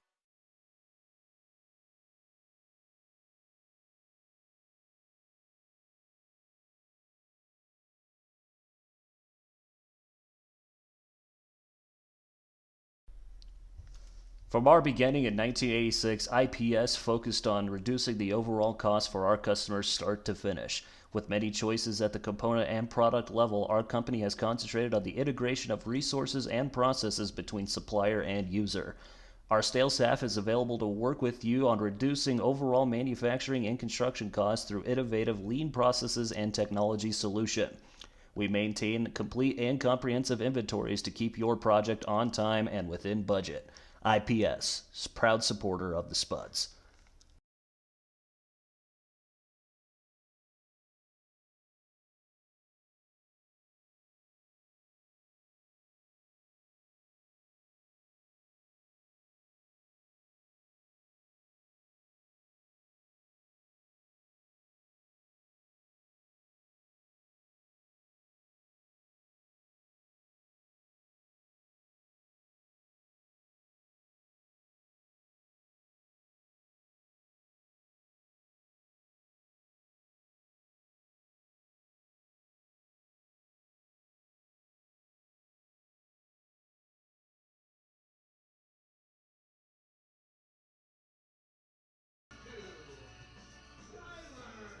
Eight, 9-1 guys due up for the prospects as it'll be Tyler Palmer to get us going.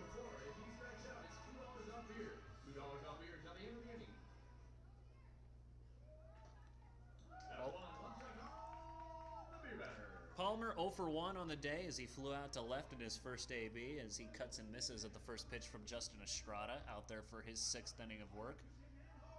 Another fastball catches the zone right at the knees, and it's 0-2 now. Estrada going for his 3rd straight strikeout here, and it would be 7th overall.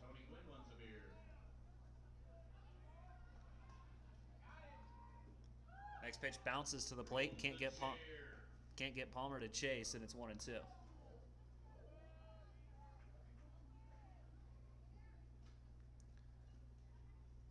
One ball, 2 strikes. Leadoff man at the plate here for the Prospects. Fastball. Good catch by Douglas as it just ripped in there on the inside part of the plate.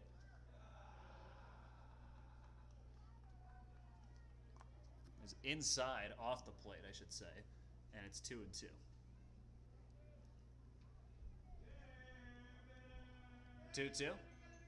Swung on and missed. Drop 3rd strike, tag him out. And there is 3 straight strikeouts for Justin Estrada.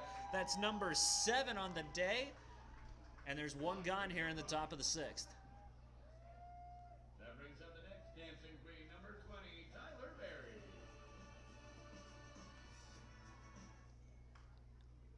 Estrada entered the day with 12 strikeouts, so he's taken the team lead, and he's running away with it right now as the first pitch to Trent Berry is a check swing, but he went around, and it's 0-1. Sitting at 19 overall strikeouts. Can he be the first Spud to get it to 20? Fastball hit foul, and he's 1 step closer.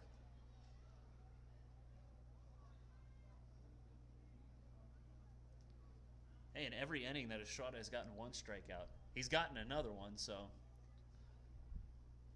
don't be surprised.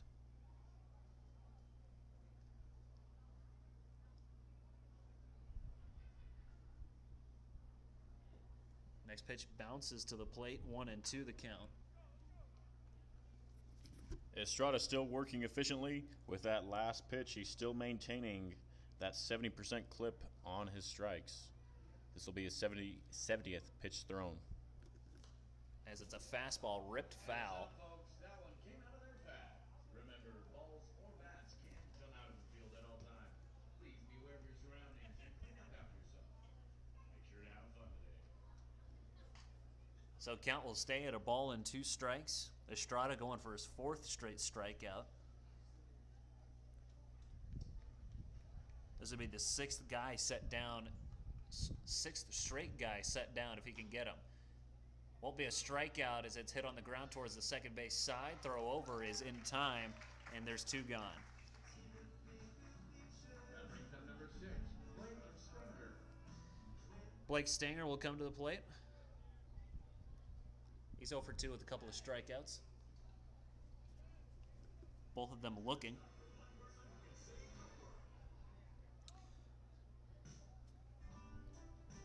Estrada coming into the day, 12 strikeouts, only 1 looking. As he's got 2 today, both coming against Stinger. First pitch low and away for a ball, 1-0 the count.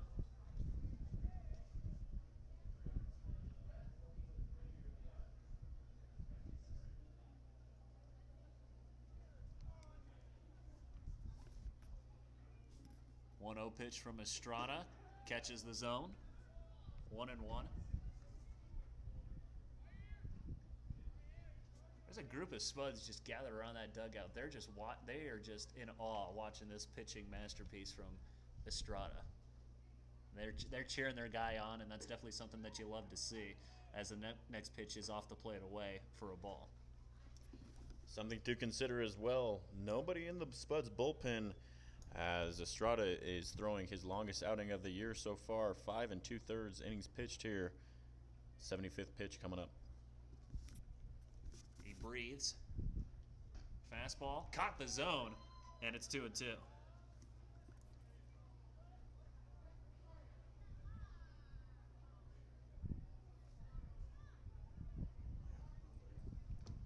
Two balls, 2 strikes. Estrada going for strikeout number 8.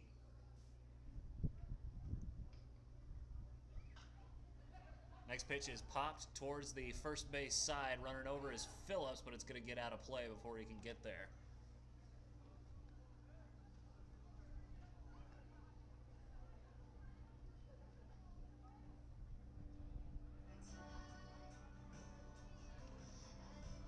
Count stays where it's at 2-2.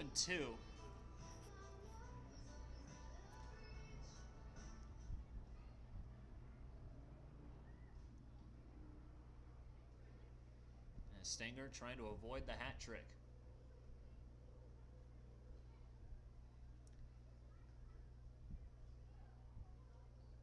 Two, here it comes. Swung on, hit down the right field line. Chasing after it is Marsick, but it's going to get down before he can get there.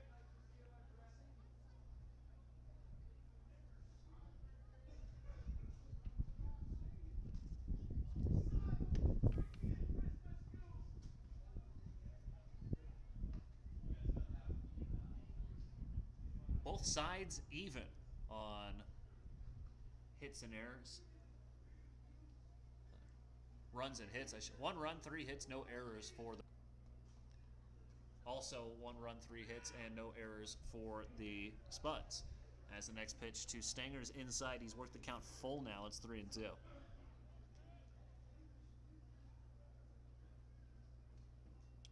By far the longest at bat that he's had, as both of his strikeouts came at 1-2 and 3-2, as it's a slow roller to Estrada.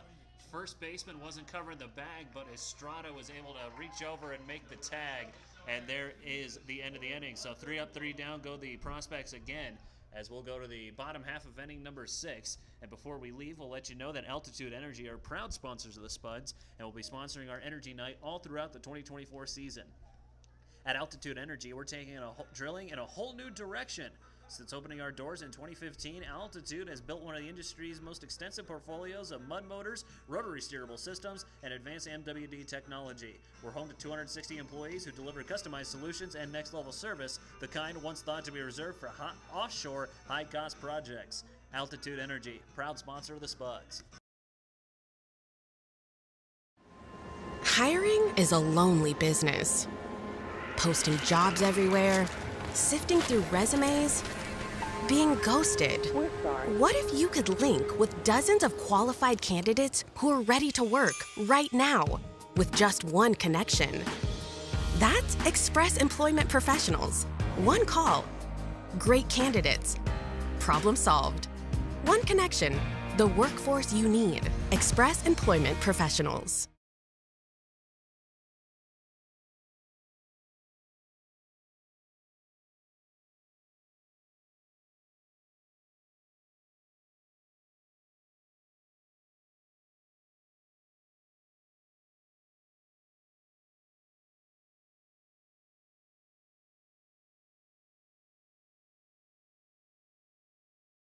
Hi, I'm Super Bowl 50 champion Ryan Harris, and my dad's life was saved when a hero said yes to organ donation. Right now, nearly 150 Wyoming residents are waiting for a life-saving transplant. One heroic choice can save and heal lives.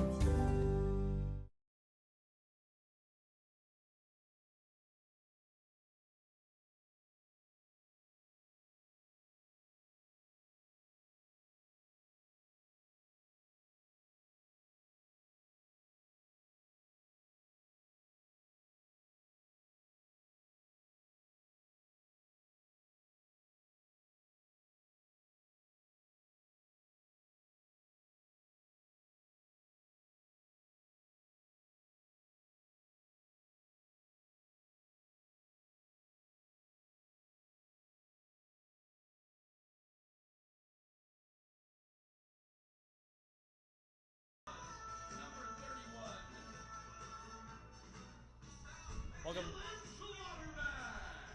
Bottom of the 6th, ready to get going, as it's going to be the 5, 6, and 7 guys due up for the Spuds, as Dylan Schlotterbeck will come in to hit. New man on the mound for the Nebraska prospects. It's Charlier Mosser getting things going. Left-handed pitcher, as Schlotterbeck will be the first to greet him. As Schlotterbeck's first pitch swinging in the air to left center, going back to the center fielder, and he will put it away. So a quick first out for the Prospects. For Mosser, he has pitched 2 2/3 innings, 2 hits, 2 earned runs, 4 walks, 3 strikeouts, has a 5.25 ERA.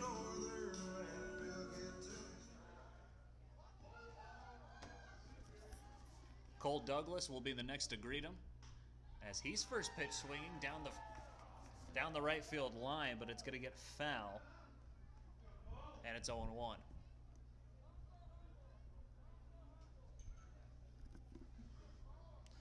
Douglas 0 for 2 today. He popped out and struck out. Trying to get something going here for the Spuds as we're in the bottom half of inning number 6, tied at 1 apiece.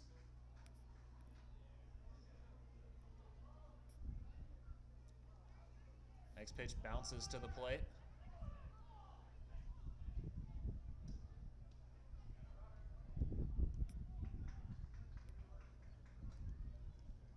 Ball and a strike to the Spuds backstop.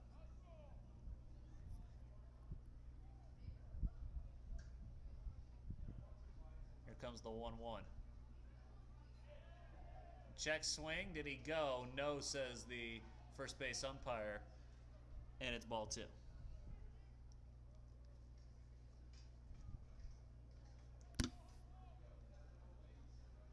Two and 1 the count now to Douglas.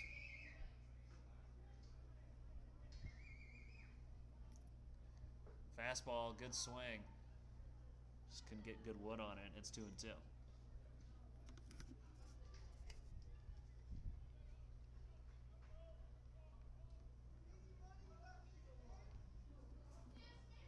Count's evened up now.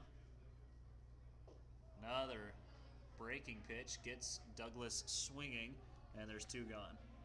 That brings up number 26, Kenny Jackson. Kenny Jackson will be the next to hit.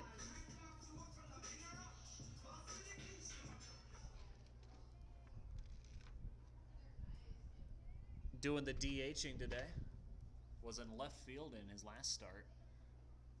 As the first pitch to him bounces to the plate, and it's 1-0. Jackson 0 for 2 today, couple of flyouts. Trying to have a change of fate here.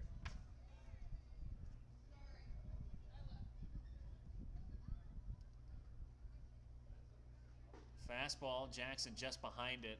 I think he realized it was a fastball a little too late, and it's 1-1.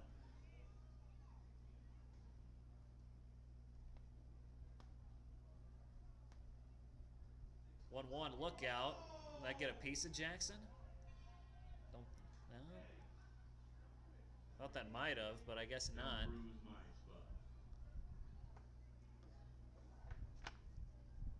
As it's 2-1.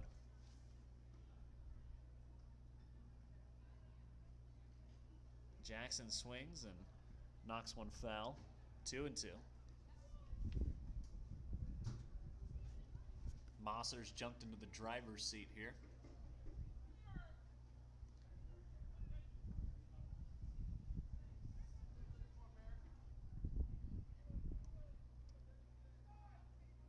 Next pitch to Jackson is hit down the left field line, but it's going to get out of play. And we'll stay where we're at 2-2. Jackson doing a lot of work in this AB. Making the guy tired, which is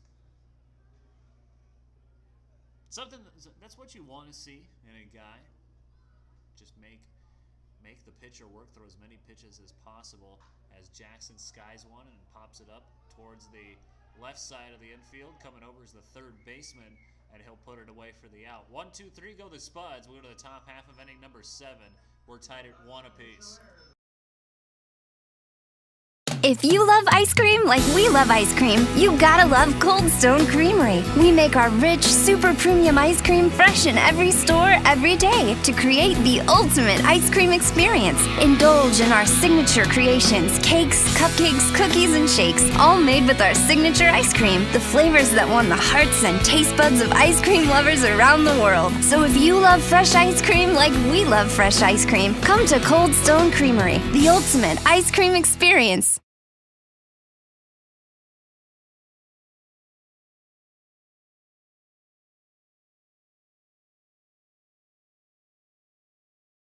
Hi, I'm Super Bowl 50 champion Ryan Harris, and my dad's life was saved when a hero said yes to organ donation. Right now, nearly 150 Wyoming residents are waiting for a life-saving transplant. One heroic choice can save and heal lives.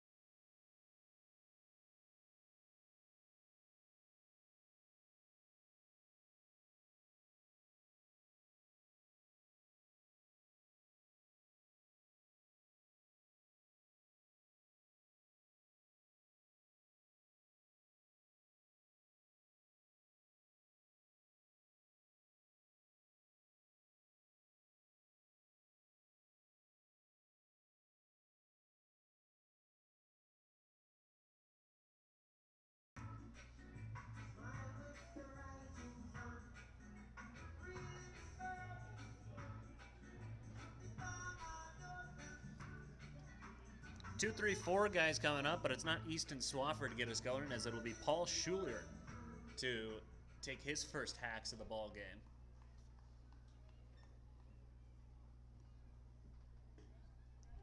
First pitch taken for a strike, and it's 0-1.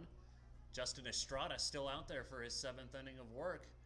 And as I mentioned that, there is someone running out towards the Spuds bullpen. Do see I believe that's Elijah Lyons, the catcher, following him.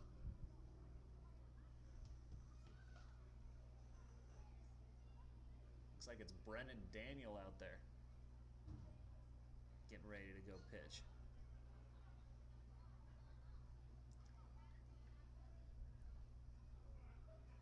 Ball and a strike. Here it comes from Estrada.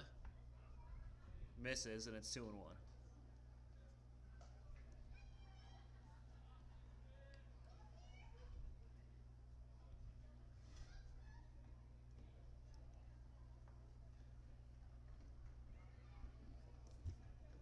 Two and one the count. So fastball is swung on, hit into left field, and it's going to get down for a hit. First hit for the prospects since the 4th inning.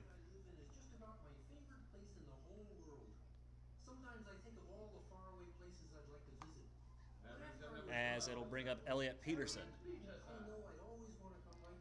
Peterson 1 for 2 on the day. Lined out to Estrada, and then hit a single and then got caught stealing.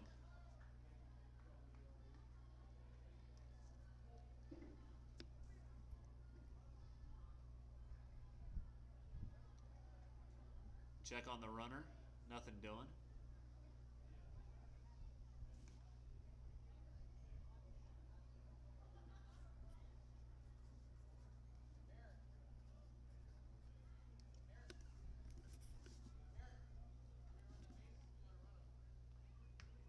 Peterson ready to hit here is the next pitch.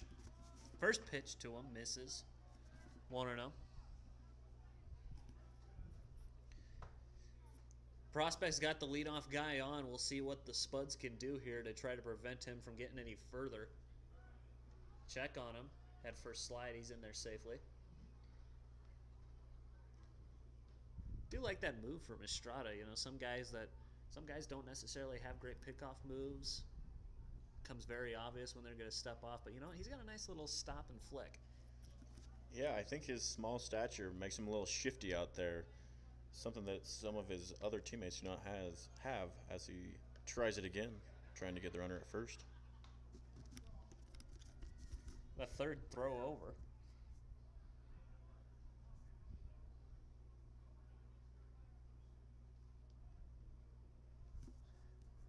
One ball, no strikes to Peterson.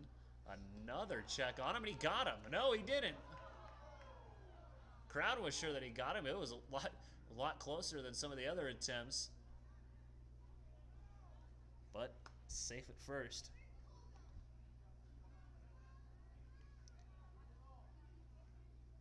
Schullier on the air. has not attempted a stolen base. There's the first stolen base of the year for him, and he's gonna get to third as Reeves has a little trouble with it, so he's gonna get to third without a throw. First steal of the year for Paul Scholier. And now there's a man on third with nobody out. Surprising, he had not attempted a steal before that, as Estrada threw over 4 times. So something on the scouting report made the Spuds think that he was going as he was.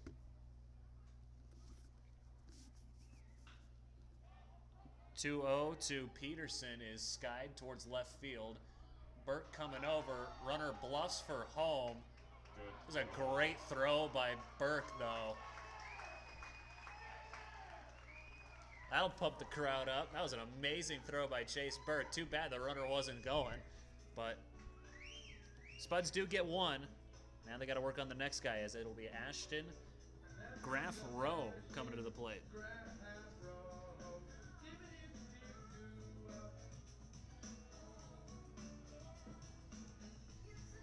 Graff Rowe 0 for 2 on the day. He struck out in his last AB. Estrada trying, maybe he can do that one more time here. Fastball too low.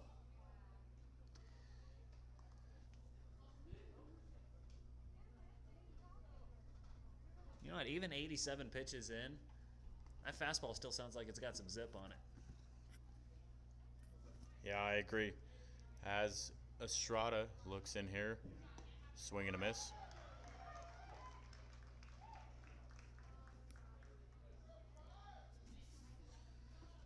Ball and a strike to Graff Rowe. Spuds played corners in, and also Stocking over at second is playing straight up with the bag, as the next pitch is taken for a strike as well. Estrada in the driver's seat here, going for strikeout number 8.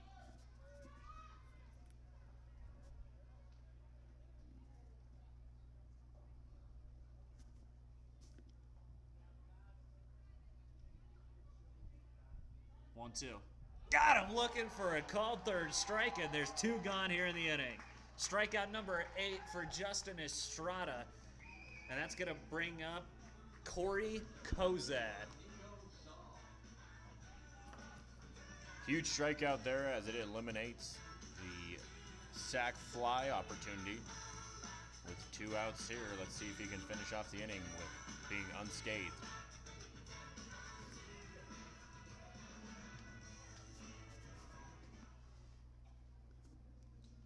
Kozad 1 for 2 on the day. He singled back in the second and then grounded out. As the first pitch to him is a fastball that misses the plate low.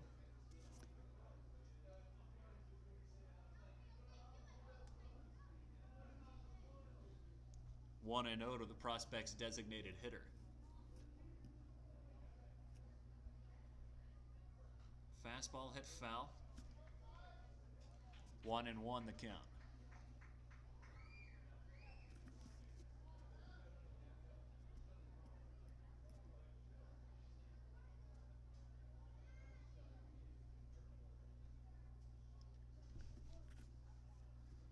Counts evened up at a ball and a strike.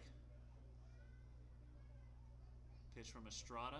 Good block behind the plate by Douglas, and it's 2-1.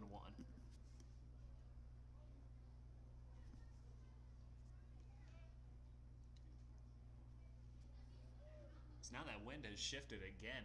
It was blowing in, now it's just going straight right to left.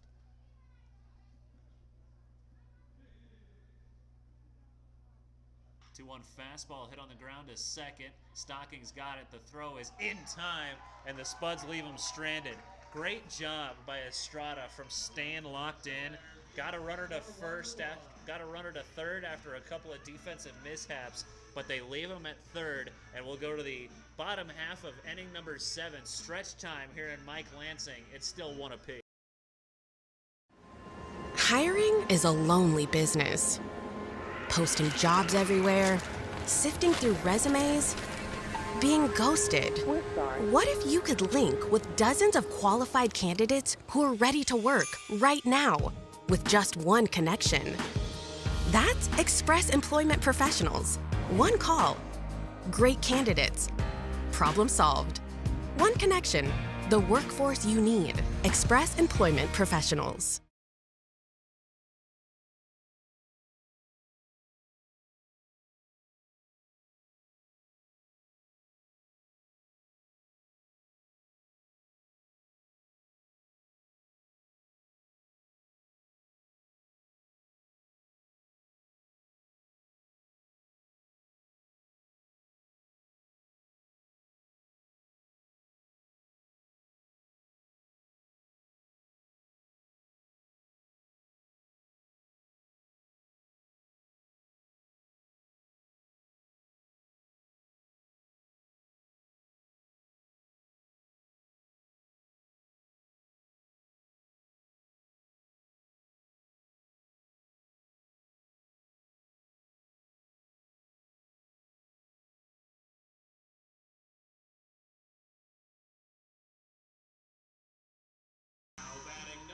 Bottom half of inning number 7 ready to get going, as it'll be Matt Marsick to lead things off.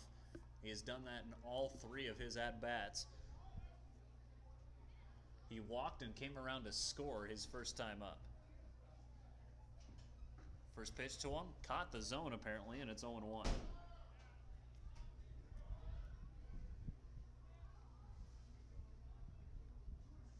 Little left-on-left action here,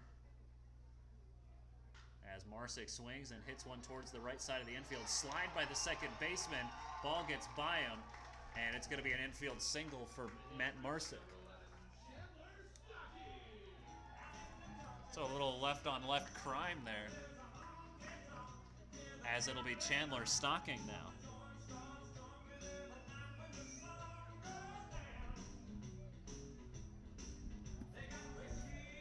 Stocking 0 for 1. He was hit by a pitch in his last plate appearance. First pitch fastball and just behind it. Watch out over there, Elijah. That was just right above him. He's bending down, picking up his helmet.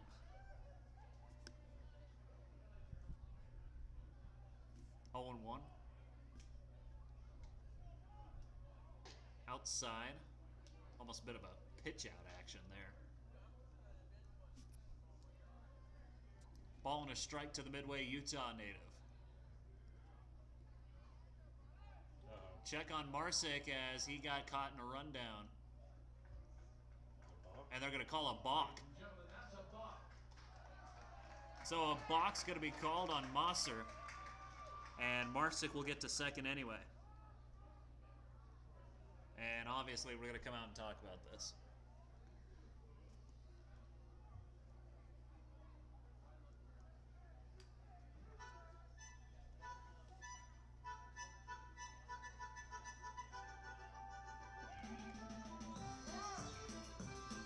With the break in action, if you are watching on YouTube, Logan and I would love to know where you are watching from.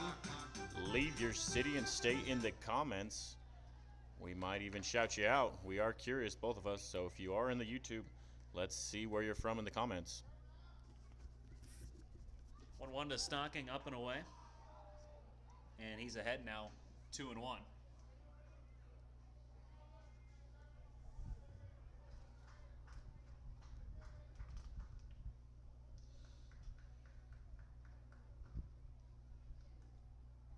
2-1. Stocking thought about scoring to bunt, but that one's way outside. Count moved up to 3-1 now.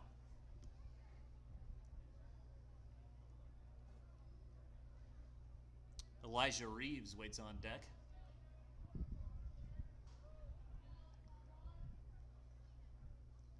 Three-one fastball is swung on, hit into right center. That's going to get in between the fielders as Marsick is going to be held up at third. Throw in is going to be dropped by the catcher, and Stocking is going to advance to second on the throw as the Spuds now have runners on first and second with nobody out. And here comes Elijah Reeves. Now, they do have a base open, and with the average and the on-base percentage and all of that, do you walk Elijah Reeves? You got Chase Burke waiting on deck, but do you still walk him? You know, if you are the prospects, it is an option, but with 0 outs here, I do think they are going to be looking for that double play ball, even if they give up a run. So I would walk Elijah here if I'm the prospect. Doesn't look like they are going to, though, however. First pitch to him is taken for a strike, and it's 0-1. Reeves 1 for 1 on the day. He's been hit by a couple of pitches and then got a single back in the 5th.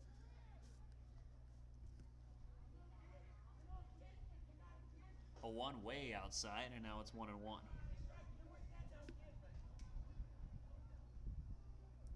Infield moved in now with a runner at third. Center fielder playing slightly to his right, our left, as Reeves pops one foul, and now he's behind at 1-2.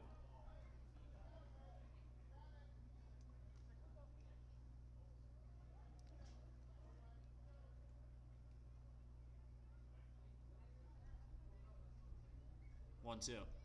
Outside. 2-2. Mosser still with a pitch to play with here. Both teams still at just a run aside. Prospects got their run in the top of the 4th. Spuds got their run in the bottom of the 5th. Spuds in a prime scoring chance here with 2 on and nobody out. As Reeves cranks one high and deep to left field. Going back is the left fielder. He'll put it away for the out. Marsick tagging for the plate. Throw will go to third, and the Spuds have taken the lead here off of the sacrifice fly by Elijah Reeves.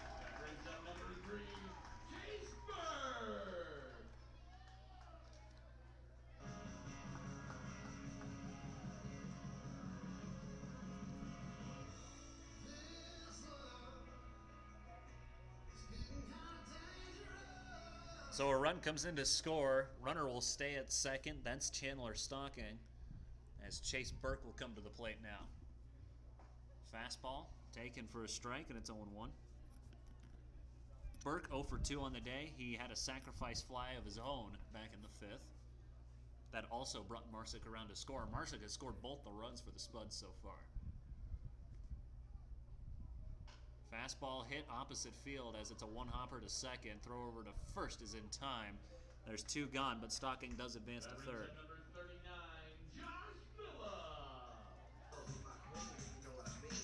May not seem like a very exciting play, but that play does open up. Any pass ball, Stocking will be looking to score here, so maybe an insignificant play, but not to the Spuds. Good piece of hitting there.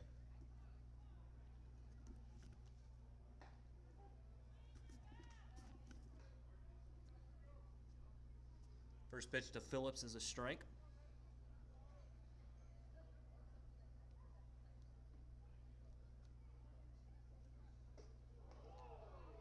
Next one to him goes up and in. 1-1 to Phillips. He's had a night to forget so far. He's 0 for 2 with a couple of strikeouts.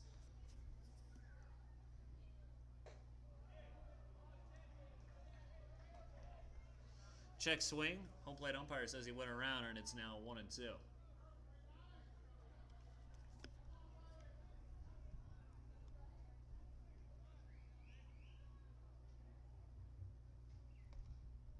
Fastball to Phillips. Broke his bat as he popped it up. Back is the shortstop. He'll put it away for the out, and that'll end the inning. Spuds do get a run as they take the lead here. It's 2-1 heading to the top of the 8th.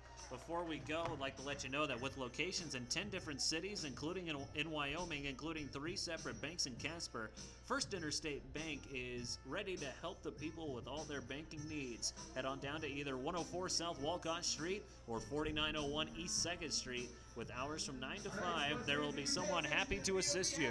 First Interstate Bank, built for you, member FDIC. Since 1973, Moser has been at the forefront of advances in distributed energy solutions. These innovations substantially reduce flaring and offer customers significant reductions in operating expenses.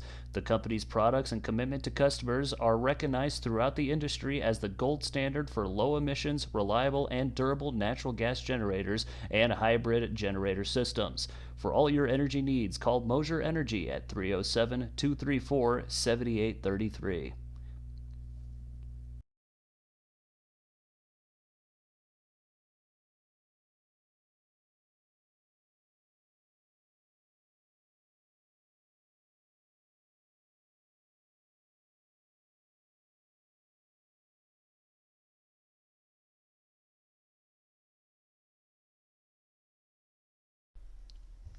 From our beginning in 1986, IPS focused on reducing the overall cost for our customers start to finish. With many choices at the component and product level, our company has concentrated on the integration of resources and processes between supplier and user.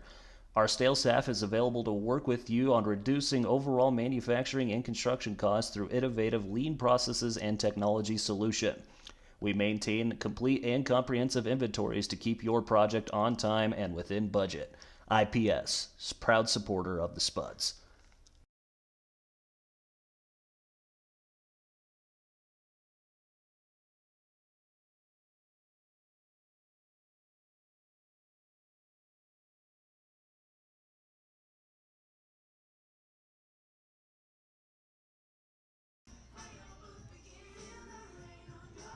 Top half of inning number 8 ready to get going. Spuds took the lead back in the bottom of the 7th, as now they're looking to hold on to it. Justin Estrada coming out for his 8th inning of work, currently sitting at 94 pitches.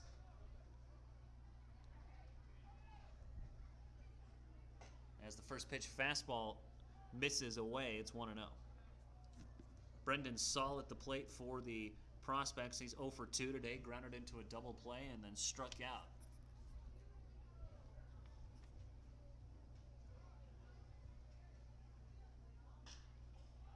Is swung on, hit towards the left side. Going back on it is Burke, and he'll put it away for the out.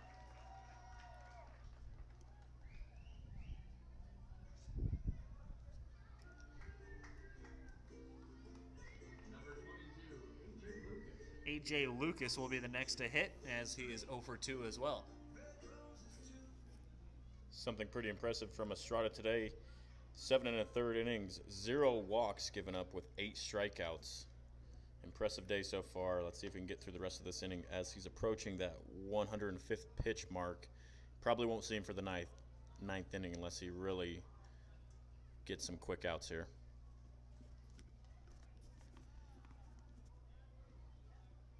1-0 from Estrada is down the line, and it's going to be a fair ball, as it'll be a 1-out single for A.J. Lucas. It'll put 1 on and 1 gone as the tying runs on the bases now for the Prospects. Ladies and gentlemen, that brings up your beer batter, Tyler Sudsy Palmer. Last time he got us a little cheaper beer, I think we can handle him into some more. Tyler Palmer next to hit. He's 0 for 2 on the day. Flew out and struck out.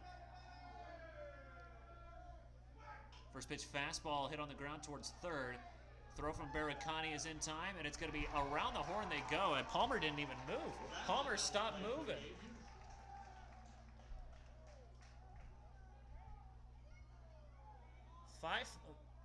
Wait, what's the call here?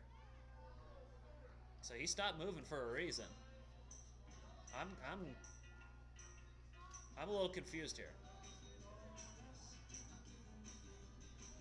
So he stopped moving for a reason. Got to figure out what that reason is.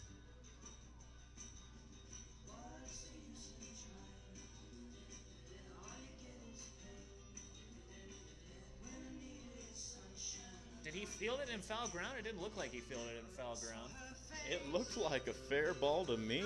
I don't really know what the discussion here as the Spuds are coming back onto the field. Looks like we're giving it a go again.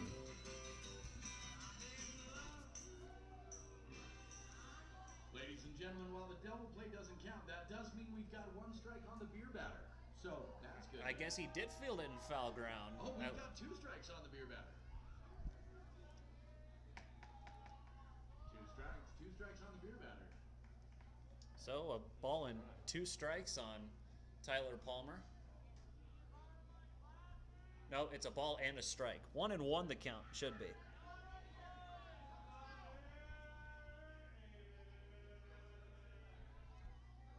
Pitch from Estrada misses. Folks, that did change. It is 1-1. 1-1. 1 strike on the beer batter. Ball and a strike. Are we sure? Definitely some confusion going on as Tom Day tries to get things under control here. Check on the runner. He's not moving. That's A.J. Lucas.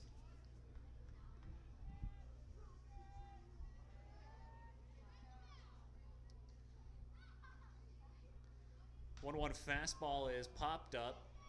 Going over is the second baseman. That's Chandler Stocking, and he'll put it away for the out. We'd like to thank Porter's Mountain View for sponsoring the Spuds. Thank you. So pop out for Palmer brings up Trent Berry. That brings up number 21, John Doe. And we got a pinch hitter, I believe.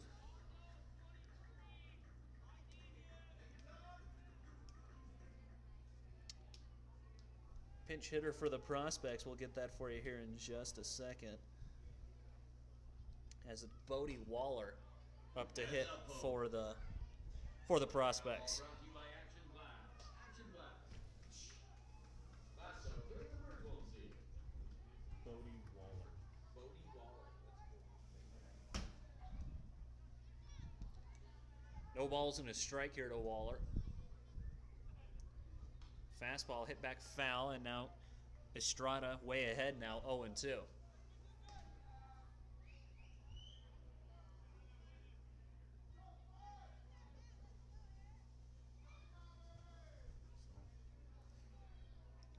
No balls, 2 strikes.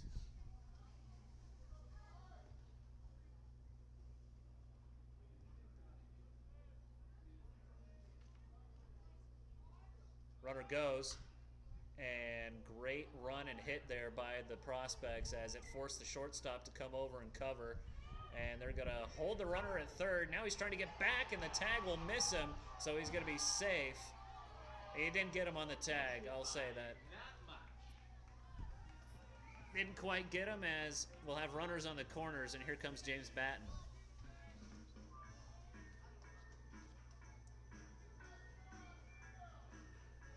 All right. Just, you sure? Yep, okay. And we're done.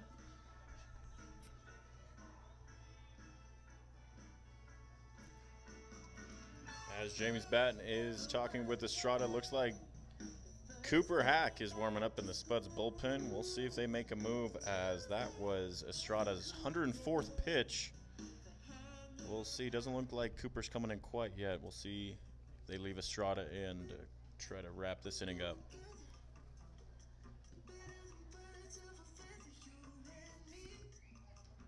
It does look like Cooper's waiting for the go signal, but I don't think he's going to get it yet.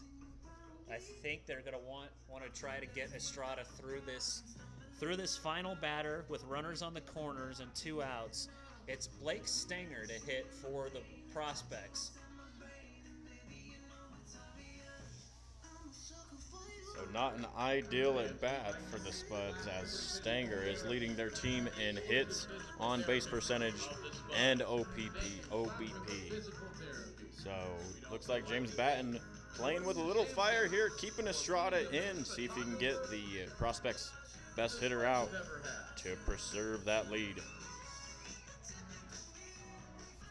So runners on the corners with 2 gone.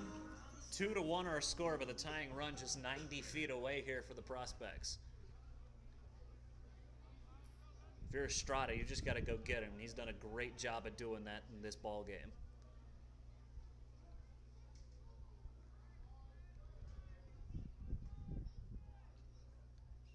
First pitch to him, up and in. And it's a ball, 1-0. So you got to think, regardless of what happens here, this is Estrada's last hitter. 1-0.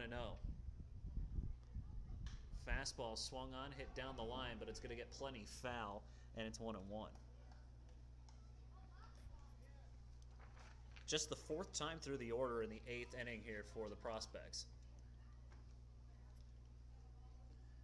Stanger 0 for 3, a couple of strikeouts, and then a ground out to Estrada. 1-1 the count. Nice off-speed pitch there by Estrada. Beautiful changeup, and it's 1-2.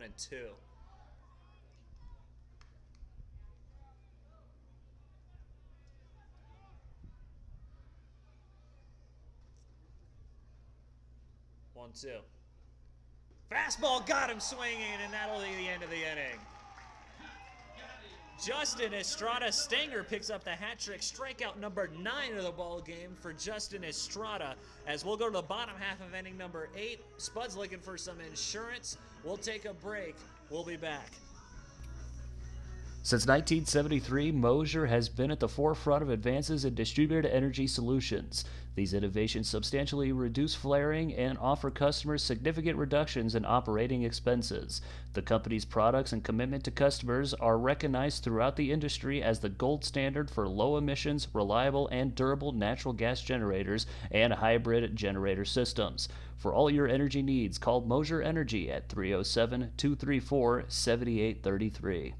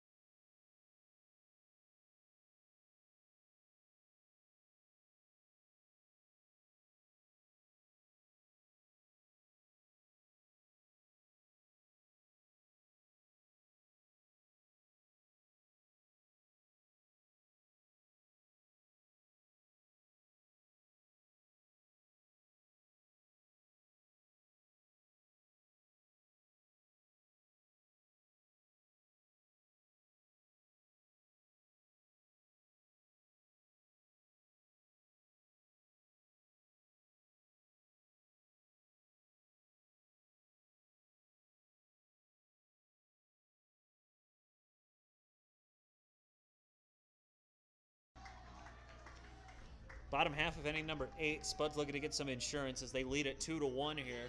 As new man on the mound for the Nebraska prospects, Kyler Hansen will be the one to get the ball here in this bottom half of inning number 8.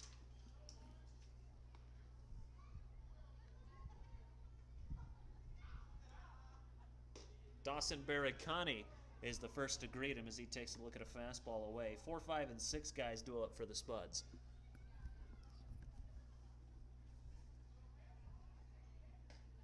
1-0 catches the zone. He's got a nice fastball, and it's 1-1.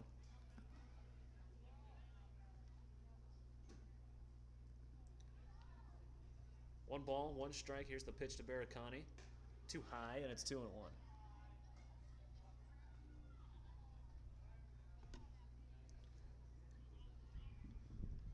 2 balls, 1 strike.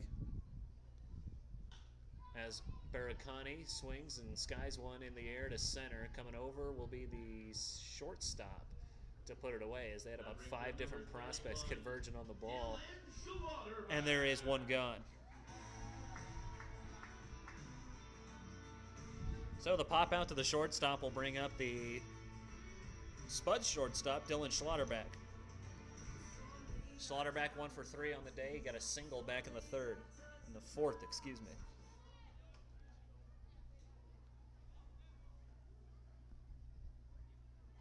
First pitch fastball's low and away. 1-0 to Schlotterbeck.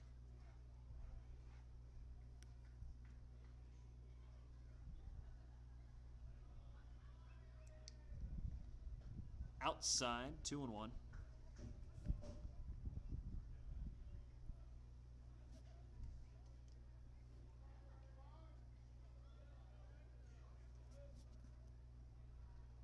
Two balls, no strikes here to Schlotterbeck.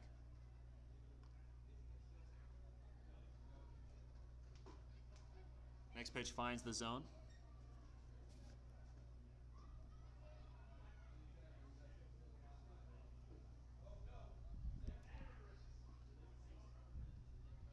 Still ahead here. Here's 2 balls and a strike. Next pitch misses, and way ahead now is Schlotterbeck. 3-1 the count to him. 2 runs, 5 hits, no errors for the Spuds. As the fastball to Schlotterbeck into left, that will stay fair and get down for an extra base hit. Schlotterback rounding first on his way to second, and it's going to be a one-out double for Dylan Schlotterback. With that two-hopper off the wall, Dylan Schlotterback takes control of the extra base hits for the Casper Spuds, brings it up to 6 with that double by Dylan.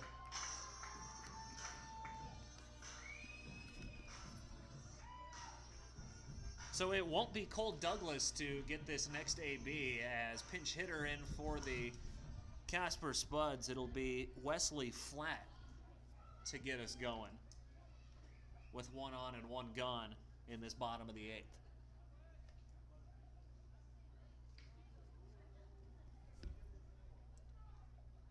First pitch fastball is in the left field for a base hit. That's going to put runners on the corners. One pitch is all Wesley Flatt needed to see, and he's on base with a single.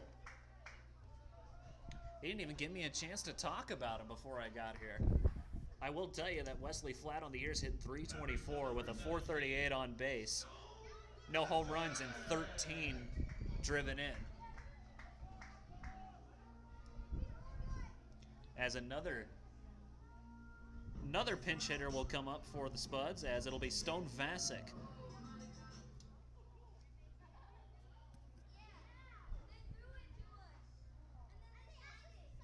First pitch bounces, going for second, no throw.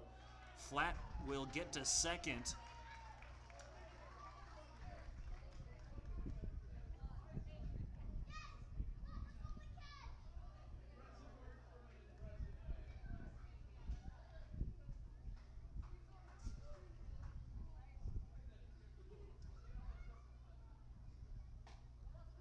Next pitch to Vasic.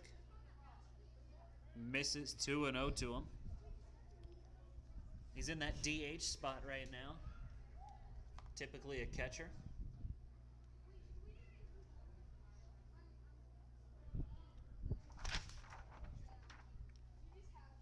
Next pitch bounces to the plate.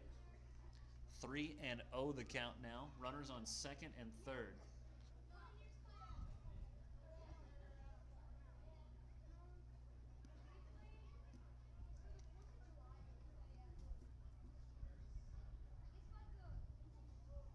Three balls, no strikes. The pitch to Vasic, taken all the way, and it's a strike, and it's 3-1.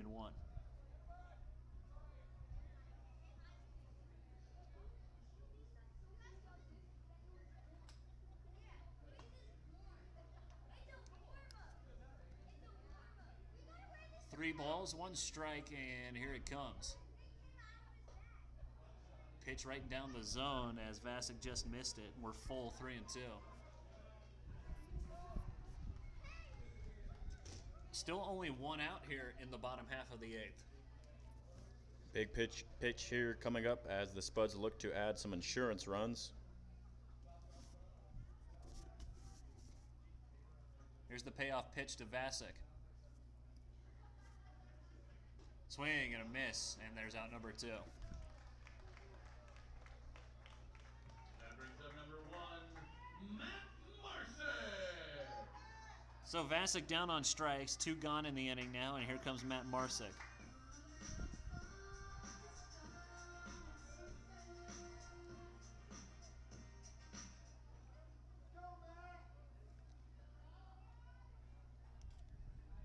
Marsick 1 for 2 on the day. First at bat that he's had where he's not leading off the inning in this one.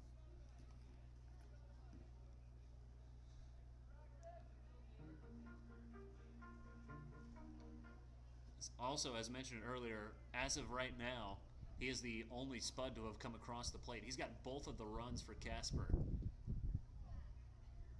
Fastball to him, hit on the ground, but right at the second baseman. Throw over will be in time, and there is the end of the inning.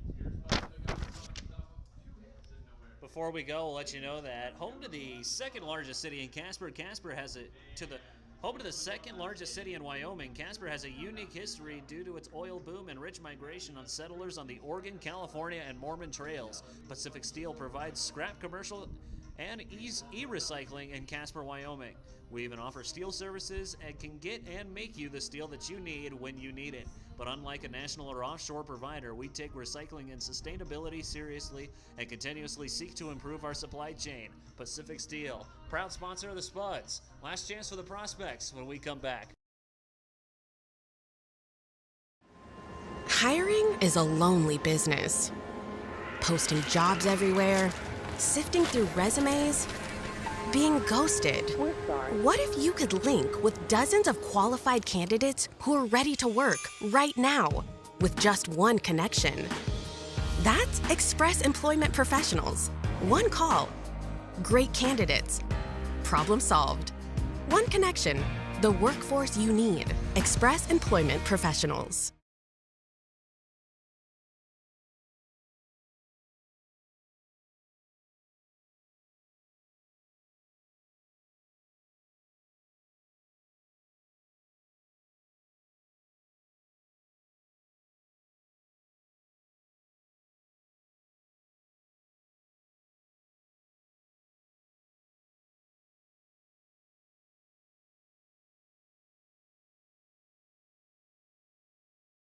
Hi, I'm Super Bowl 50 champion Ryan Harris, and my dad's life was saved when a hero said yes to organ donation. Right now, nearly 150 Wyoming residents are waiting for a life-saving transplant. One heroic choice can save and heal lives.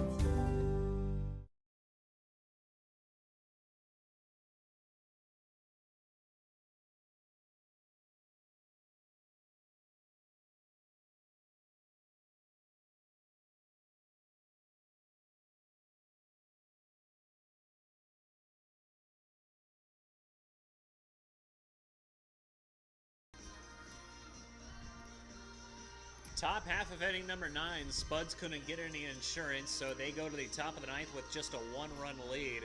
And on for the save will be Josh Phillips. Phillips is not unfamiliar with this role as he picked up a save up in Spearfish as he's out of Cypress, Texas, and attends Southern Arkansas University. A couple of substitutions on the base paths as Stone Vasic is behind the plate now doing the catching. It's Cody Clausius replacing Josh Phillips at first.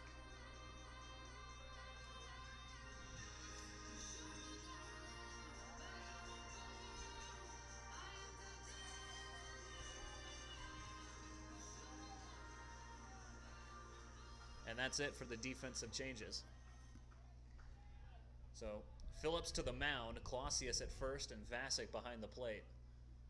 First pitch is a breaker that finds the zone, and it's 0-1 as it's Paul Schulier to the plate to lead things off.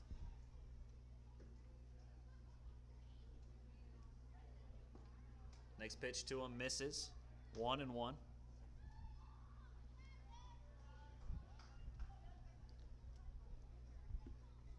One ball, one strike. Here's the next pitch from Phillips. Breaking pitch as Schulier has to duck out of danger. It's 2-1. Stats for Phillips, as Logan mentioned, he is 1 for 1 on save opportunities. 2 innings pitched, only 1 hit, 0 earned run, 2 strikeouts, and a walk.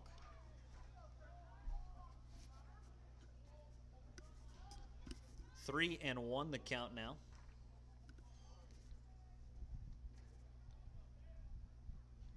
As the next pitch got the zone, got him looking at it, and now it's full, 3-2.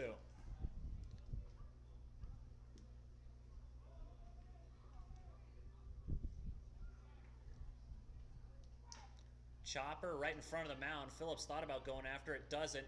Stocking throw over, and the throw's not going to be in time as the tying run's on base now with nobody out.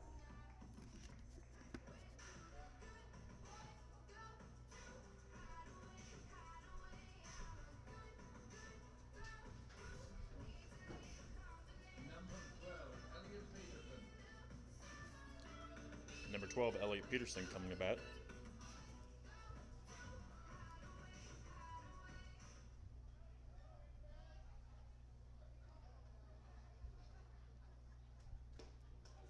As there's a strike right down the chute.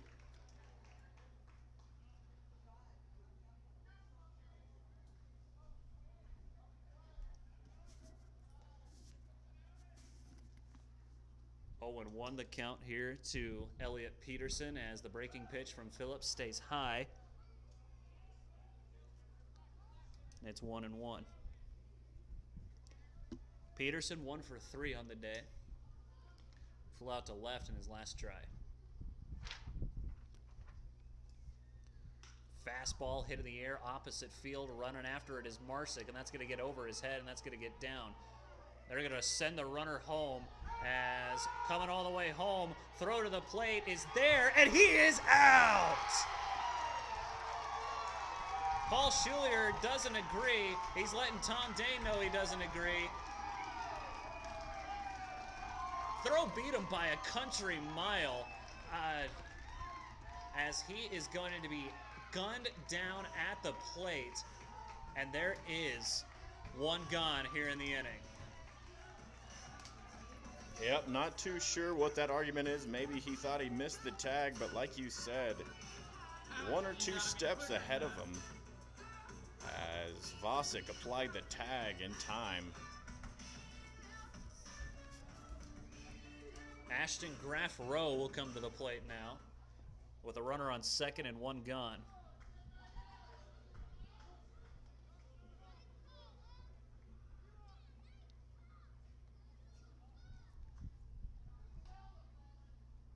First pitch fastball is down the line, foul.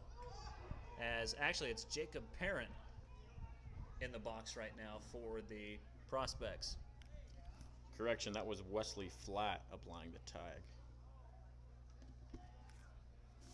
No, it's Stone Vasic behind the plate. Got it wrong on Game Changer.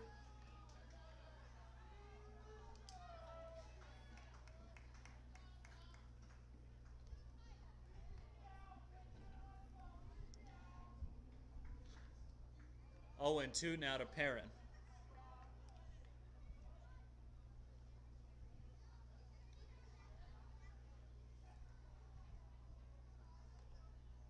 Oh, 2 is swung on, hit on the ground to first. Clausius has a little trouble with it, and everyone's going to be safe. Went off of Clausius's glove, and it just kicked right in front of him. As now everyone's going to be safe. First and third now with 1 out.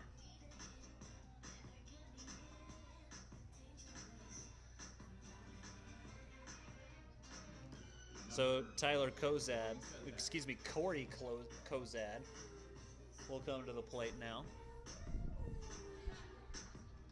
Call that an E3. As James Batten will come out. Doesn't look like there is someone throwing in the bullpen, but I think this might just be a strategy talk.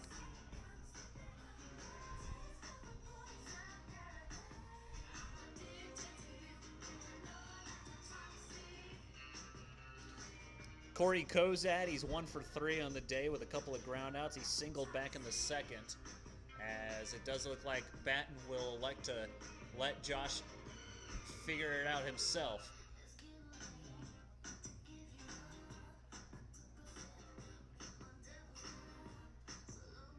Double play is in order here with runners on the corners, so roll one up to the shortstop and things could get interesting.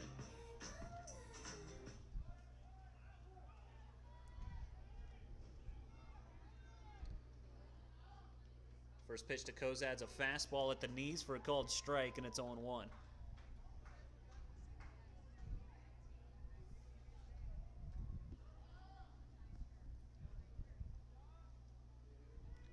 Oh, and 1 the count. Here it comes. The fastball swung on, hit in the air to center. Coming on is Reeves, pretty shallow. They're going to send him. The throw from Reeves is offline. The tag from Vasic is not in time. The Prospects tie it up as he is safe after the slide, and we are tied at 2 apiece.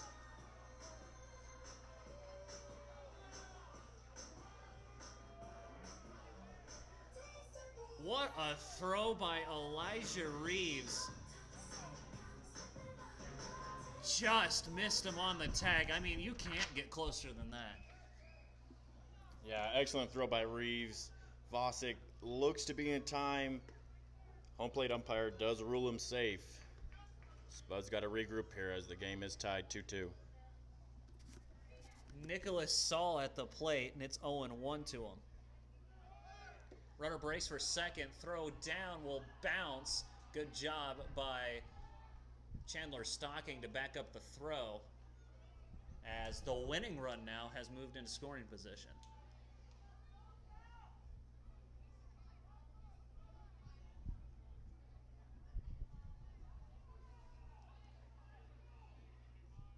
A 1 bounces to the plate. Now it's 1-1.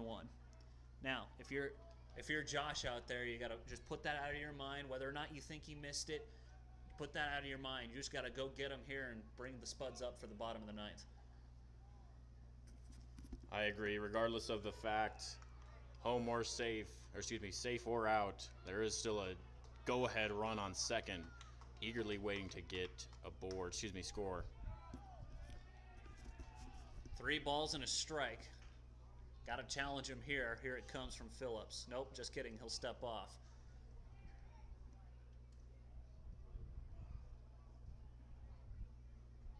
Now he's ready. 3-1. Check on the runner at second. 3-1 does find the zone, and now we're full 3-2.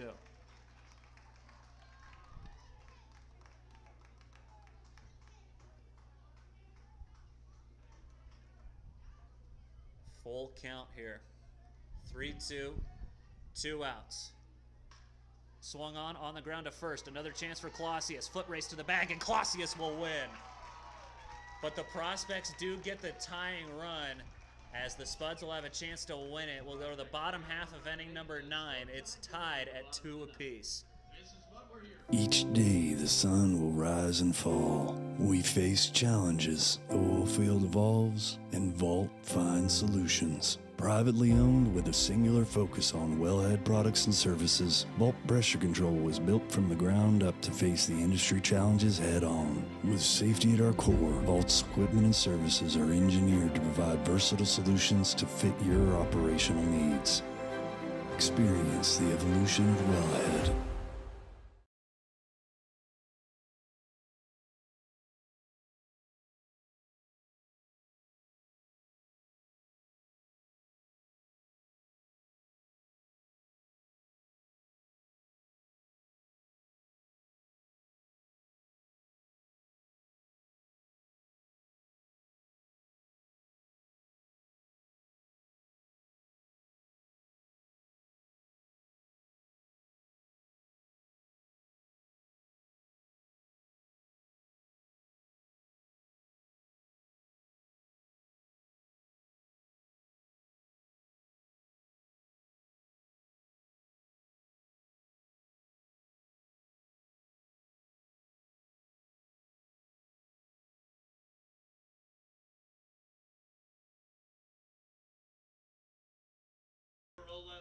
Chandler Stocking.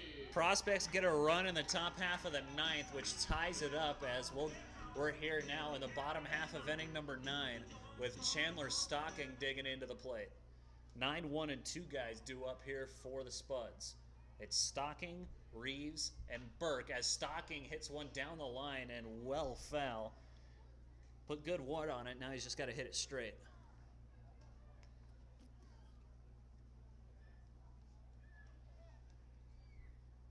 A 1 got Stocking on the shoulder, and the winning run is on base.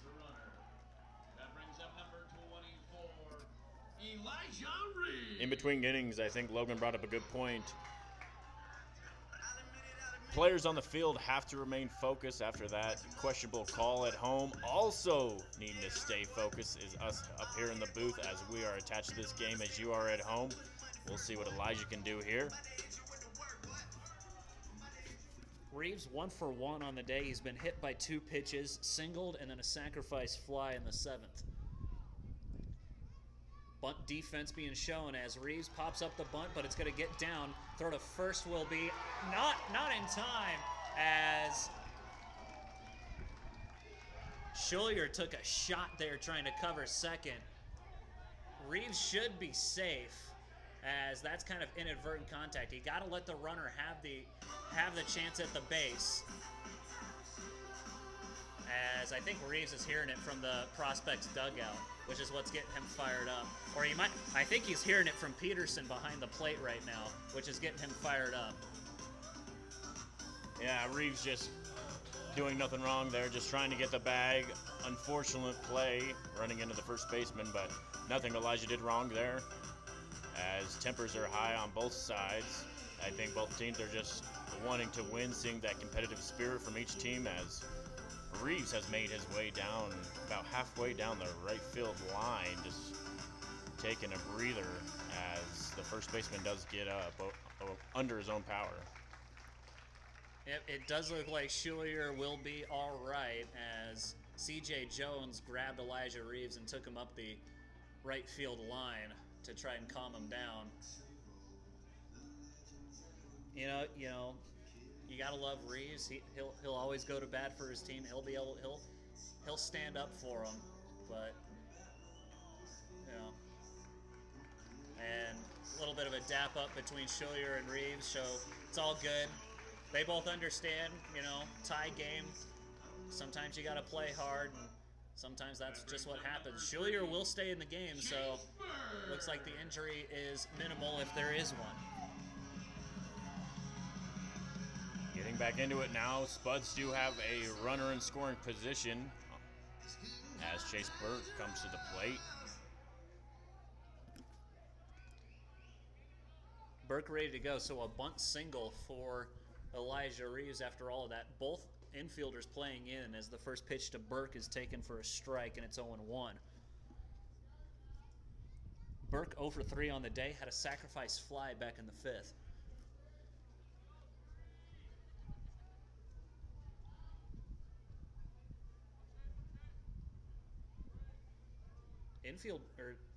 Outfield playing a little shallow. I think they're fully expecting the bunt as Burke tried to square. Able to pull it back, and it's 1-1.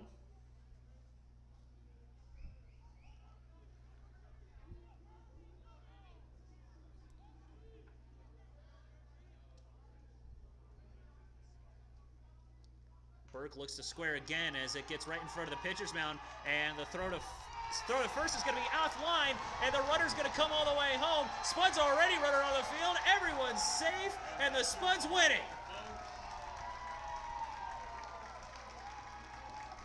Ball into the outfield off of the throw causes Chandler Stocking to come around and score, and the Spuds walk it off here in the bottom half of inning number 9. What a game this was. Both pitchers coming out and dealing. We saw Lentel, who got the start, didn't allow any hits in his 3 innings.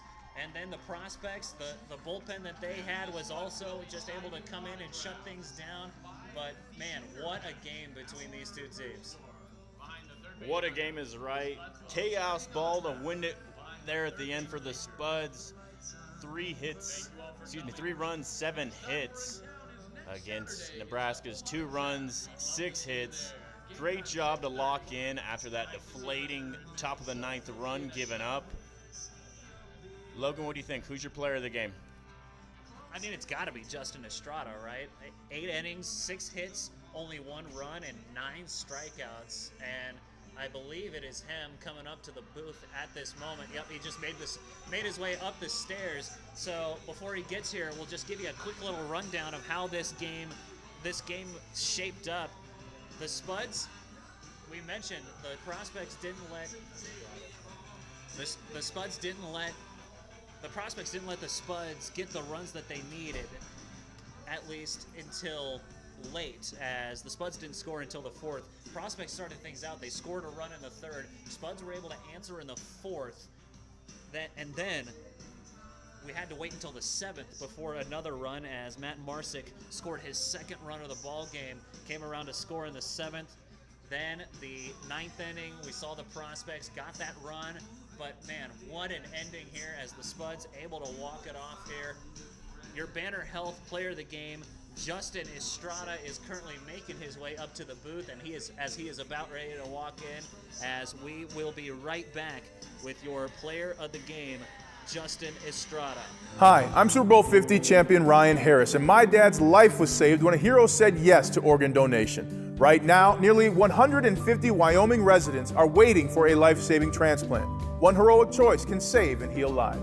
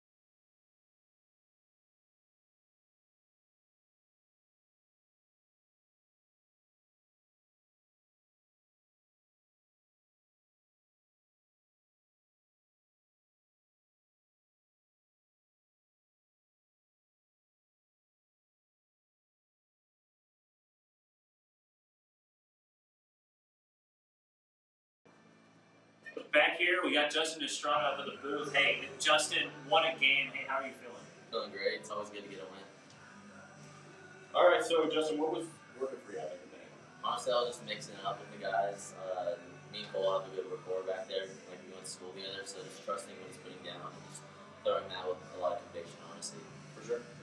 And I'm so glad that you brought that up. What's it like having a guy, a pitcher-catcher tandem from the same school? How are you able to mesh with Cole, and how has that affected, helped you guys out here with Casper? Oh yeah, it's helped me a ton. He's the reason I'm out here, and we're just able to just continue what we were doing in school. And like we get hanging off the field too. Like we just went to go buy me a cowboy hat the other day, so I'm just trying to get into the culture here in Wyoming. I love to hear that. That's cool. That's cool. All right, I got a two-parter for you. Are you aware that you threw strikes today at a 98% clip? And also, was that the game plan today? Getting ahead early in counts. Getting ahead early in counts is always the game plan, but I didn't know I did such a good job at it today. So that explains why I was able to go deeper into the game today, which is obviously good for the team. Yeah, 0 walks to Yeah. your 9 strikeouts today. I don't think we're counting 9 strikeouts to 0 walks, so we'd love to see That's that. a good ratio. So I looked on your stat sheet at Colorado Christian. I noticed that you did a lot more hitting, it seemed like. What led to the decision to become a pitcher here at Casper, and how are you using this time to just maybe try to improve your pitching and do it at Colorado Christian? Yeah, so actually, I'm not a hitter. Sorry to break the news to you guys, but the school's they messed up on stats. So a guy won my number when I had a medical red shirt, so that's sort of why some of the stats are. Okay. So I've always been a pitcher, but yeah, it's been fun to play out here with Cole, and he's the one who got me out here. Okay, well, that clears it up. Yeah, of course. Cool. So there you have it, your Banner Health Player of the Game, Justin Estrada, 8 innings, 9 strikeouts, only 1